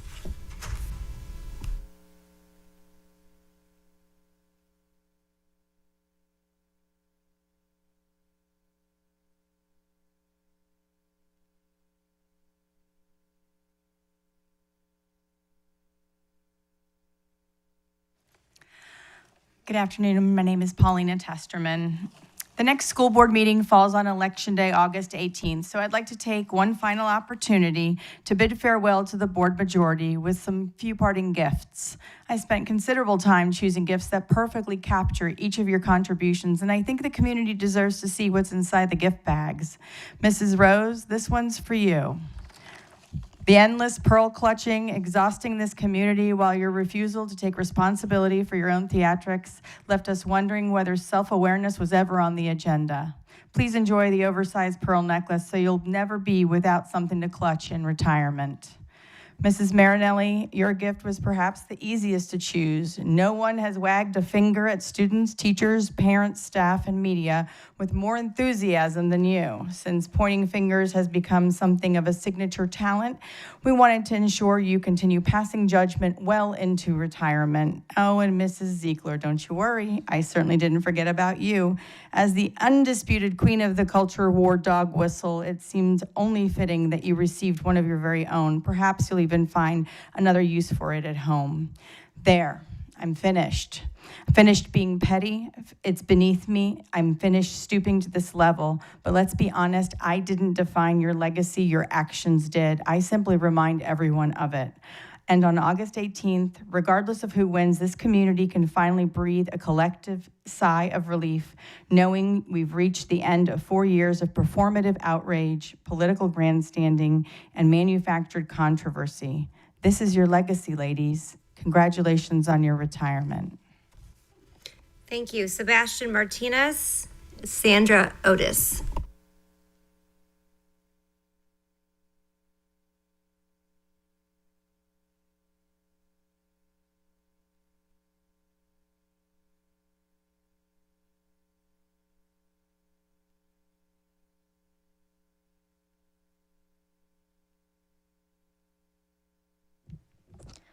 Hi, my name is Sandra Otis, and I'm a student of Sarasota High School and a resident of Sarasota County. I would first like to quote school board member Bridget Sleekler regarding her priorities as a school board member. She said, "Every child deserves access to a world-class education and to graduate high school well prepared for success in college, trade school, the military, or the workforce." Despite this claim, our students, parents, and teachers have felt the gravity of our school board's successive failures in protecting what matters the most. $45 million of our public school funds have been redirected to vouchers, decreasing per student funding while cutting 136 teaching positions and stretching our teachers thinner with decreasing pay. School budget cuts have a well-documented negative impact. It compromises our ability as students to succeed and the ability of teachers and parents in supporting students in education. According to the Walden University, a 10% decrease in per-student funding reduces high school graduation rates by nearly 7%, with the burden falling on low-income and minority students. In Sarasota County schools, nearly half of our student body is of low-income status, with 35% of our students being non-white students. This is the reality of our classrooms This is the reality of our classrooms that we are facing, and we need school board members to prioritize protecting our classrooms through our budget crisis and who are fiscally responsible. Let us not forget that we have been mercilessly dragged into a continuous political theater, with the most egregious example surrounding the reaffirmation of the Sarasota County School Board in cooperation with ICE. Despite hours of public testimony from parents, teachers, and students warning about lost trust and safety, the board voted in favor, disregarding our voice. The Sarasota County School Board has operated under the pretense of prioritizing our students. However, their actions speak louder than words. That is why this upcoming election matters. We as voters have power to decide the future quality education of our students. Thank you. Deb Hayes, Sally Sells.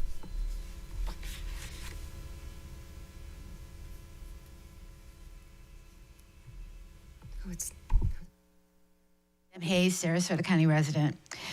I am addressing the entirety of the agenda today related to policy changes, code of conduct changes, and any personnel changes associated with the Florida Department of Education and legislative mandates. Talk about unfunded mandates. We cannot take these changes lightly. On this agenda alone, there are 16 policy changes, which only 2 were locally initiated. All the rest are from the state. In my comments, I'm not arguing the merits or the relevancy of the changes. I would point out that compliance with these mandates is not free. In fact, I have to estimate that the district spends hundreds of thousands of dollars each year on implementing these mandates, and I'm only referring to policy changes now. So what are those costs? Well, we have full-time employees development that have to be devoted to governmental affairs, professional development, which has to occur on all the new regulations, administrators, targeted employees, new personnel. We have to have changes in procedures and policies, notification of stakeholders, maintenance of records, monitoring for compliance, et cetera, et cetera, et cetera. All of those requiring dollars. Those are just a few of the things that come to mind, and I'm sure we could think of others. So when we ask why district costs are going up, we need to include these costs of making changes that are probably not in any way impacting positively our students. These important changes, or these changes which from the state appear to be important in order for us to receive state funding. Thank you. Sally Sells and Mary Holmes.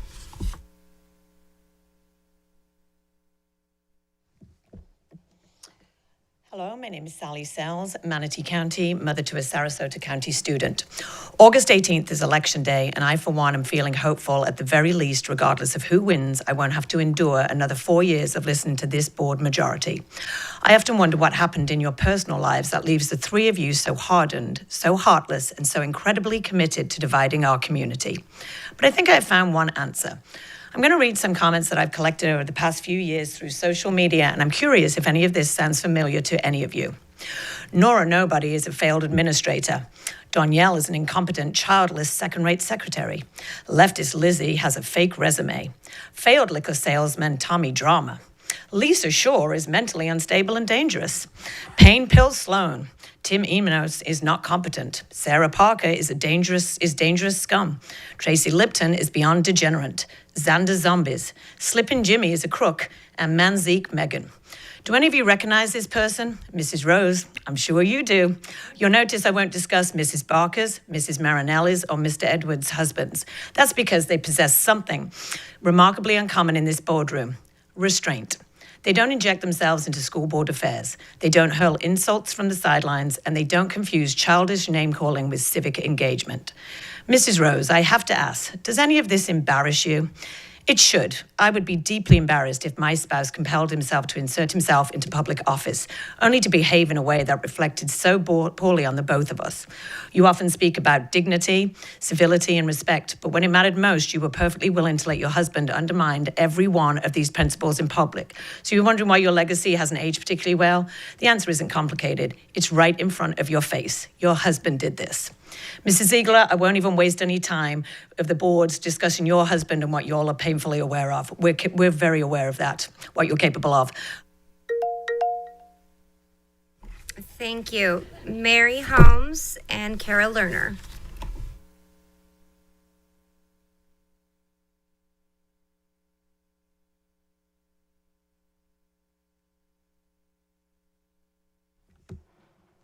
Good afternoon.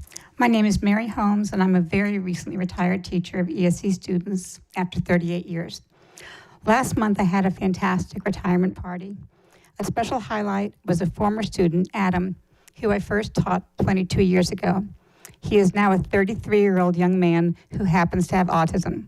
He independently navigated the county bus system all the way from his home at the Haven to the festivities at Mellow Mushroom. I was deeply touched by his effort to be present.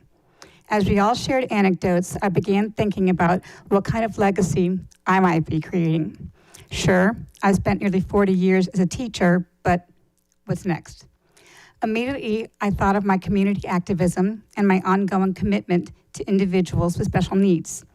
That led me to thinking about many of the people in this room and how we contribute either positively or negatively to the climate of our community. It's time for everyone to dial back the vicious rhetoric of recent years to save the drama for your favorite llama. We have 3 outstanding candidates posed to take their seat on the dais, joining Tom and Liz. Jimmy Glover, Megan Tenemon, and Beth Mayberry are qualified, experienced individuals of immense character. No cruel, pathetic mocking of people with intellectual disabilities, not a single bankruptcy. All with children who are either currently or were previously enrolled in our own public school system. How refreshing. When I think of August 18th, I'm filled with hope. I easily picture our new board members working collaboratively with Tom and Liz and Superintendent Connor to push through the tough issues that lay ahead. This is how I envision my legacy continuing, and I sincerely hope you will join in our collective victory. Our students deserve the best. Let's deliver it. August 8th. Thank you very much, and congratulations on your retirement. Carol Lerner and Megan Tenemon. Good afternoon. I'm Carol Lerner. I'm speaking today as a director of Support Our Schools. I think we can all agree that volunteers are the lifeblood of schools. We very much appreciate what Tom Edwards said today and the need to figure out a way to compensate those that cannot afford the fee to volunteer. So during the meeting and during the little break, a couple of the directors here got together and we figured out a way that Support Our Schools, and I must tell you, we are not a wealthy organization, but we have found outside resources that we are looking towards contributing about $10,000 to a fund that will be available. It could be for the total amount if necessary or partial amount. That would be for the school district to figure out.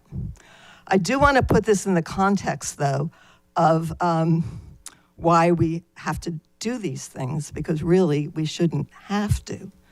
If you look at our budget, the amount going to vouchers this year is going up to $52.4 million. That's an increase of about $7 million in a year. We also have an additional cost of a for-profit charter school USA, the second biggest in the nation. That's going to cost us about $5 million. If we didn't have those expenses, I wouldn't be up here talking and offering the $10,000. Thank you. Thank you. And the final speaker is Megan Tenemon.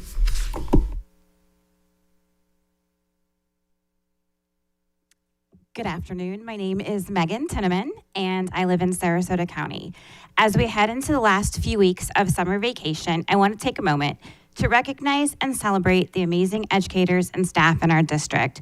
Many are already back to work getting our schools ready to greet students for the new year, as students prep their classrooms and create lesson plans, and staff make sure our schools are clean, organized, safe, have efficient transportation and access to food and nutrition services.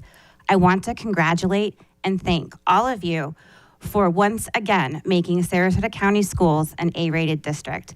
In a time of higher and higher expectations, our staff continues to rise to the challenges, such as some of our schools receiving historic first-time A ratings. To the teachers and staff of Sarasota County Schools, I thank you. Thank you for doing more than just showing up. Thank you for your unwavering dedication to the students and families of this district. This A rating belongs to you. Enjoy your last few days of summer, and I look forward to seeing all the great things our district accomplishes this coming year. Thank you, and I apologize. I must have gotten Teresa DeWitt. I have your card. I don't know what I did, but you're recognized.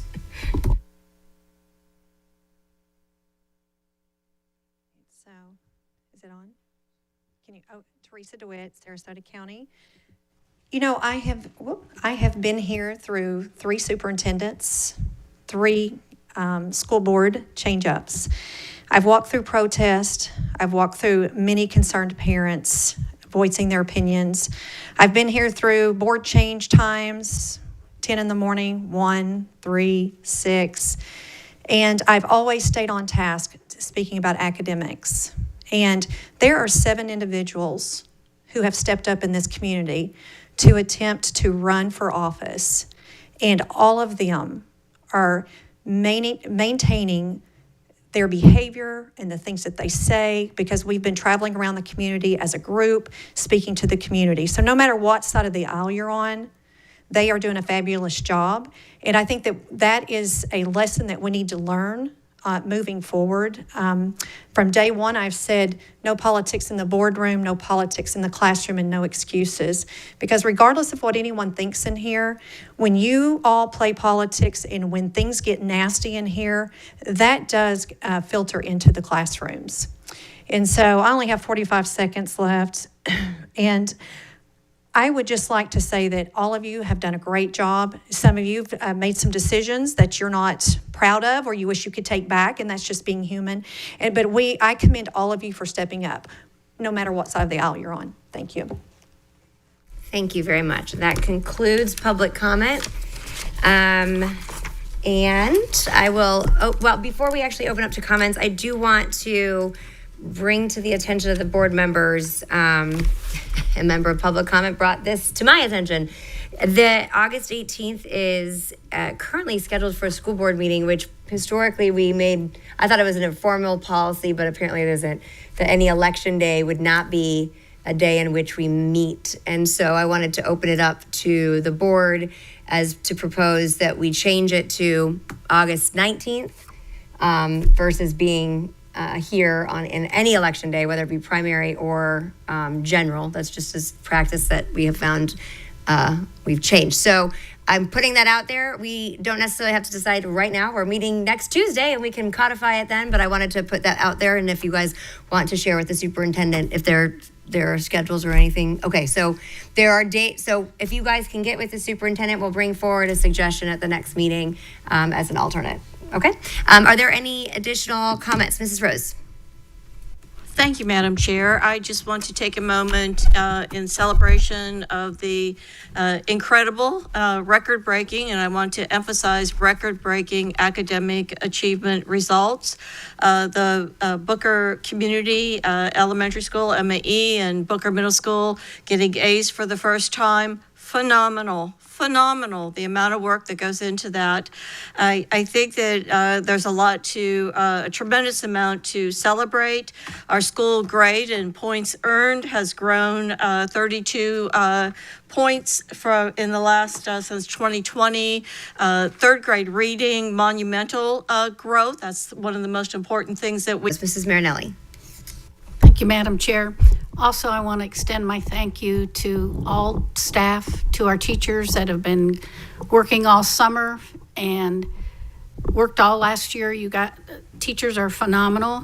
I want to thank our counselors who work with students and their challenges with the mental health. And I just think it's been such an honor these last 4 years to watch the growth and see the changes, work with a phenomenal superintendent. I've worked with many, and every superintendent has faced different challenges, but I've never seen a superintendent have to face the challenges that Superintendent Connor has, and I think you've done a phenomenal job. I know that the legislatures support you. I know the business community supports you. Many parents support you, and I just think they all recognize the mountain of challenges that you'd had to face. And it's only been 3 years. And you've done a phenomenal job. And the staff that you've brought in and are working with have done a phenomenal job. So thank you. I also want to bring up that we're talking about the budget. And I think it's just in transparency. I'm not saying that we're going to be making any kind of changes or whatever, but I think the community needs to know how much we're spending and why on our biggest contracts. And one of them is our legal, and I think we need to talk about that. One is school safety, which we know is very important, and all of us board members have always voted to increase safety, but I think we just need to let the public know what these big contracts are. So I would like to suggest to my fellow board members that we place it on a workshop so we can discuss where these big contracts and where the monies are going. Because we talk about everything that's the budget that we get from the legislature, but we really don't talk about our huge contracts. And I just think out of transparency, we need to discuss that. So I'd like to leave that open if that is something that we talk about, because I don't feel like I can approve a budget until we talk about everything, and these things are very important to me. So I'm just putting it out there. Thank you. Yes, thank you. And I'll just to comment on that. I know that Mr. Connor and I have been looking at the workshop agendas. One item, and this is because this has been brought up before, I'd have to go back to recall what time frame, Mr. Connor, you had provided an overview on. I think it was school safety. I don't know what I want to say. It was in one of our board reports, but if we wanted to bring that forward for a discussion, so there's an overall understanding of that, in addition to the legal ongoing conversation of just the process, and something that we could discuss is no different as we have the superintendent's evaluation coming up, making it a general process of evaluating legal, something that, again, back years ago when it's professional services, because it is a large line item budget, regardless, this was something we brought forward. I brought forward as far as insurance brokers, because to evaluate, it's a best practice every 5 years just to evaluate it. Doesn't mean you necessarily have to change it. It just allows a proper stewardship and overview. So I can get with Mr. Connor and we can figure out what that looks like for August's workshop agenda schedule. It looks like I see 3 heads nodding. I don't know, is that, I feel like there's consensus there to look at legal and just big contracts in general. Mm-hmm. Okay, very good. Mr. Edwards. I first want to acknowledge, support our schools with that very generous pledge to start the conversation of how we're going to approach the volunteer and those fingerprints and the unfunded mandate that was sent our way. So I really appreciate that acknowledgement, and I think that's a really good lead for the superintendent and frankly all of us to look for ways to increase donor opportunity and how we're going to move forward. So I'm grateful. Thank you so much. I also want to extend a heartfelt gratitude to my fellow board members today for talking about these very difficult revenue conversations. I thought we all handled ourselves professionally and listened to each other. And I have one more that I want to put out there. In our last workshop, aside from having to look for ways to increase revenue, we all agreed that increasing enrollment was another opportunity. So I moved that with the beginning of the first regular school board meeting in August 2026, that all regular school board meetings currently scheduled to begin at 10 a.m. shall instead begin at 6 p.m. unless otherwise changed by the board in accordance with its rules and applicable notices. I'd like to see those students back in here. I'd like to see the moments of pride. I'd like to see our community being engaged with our students.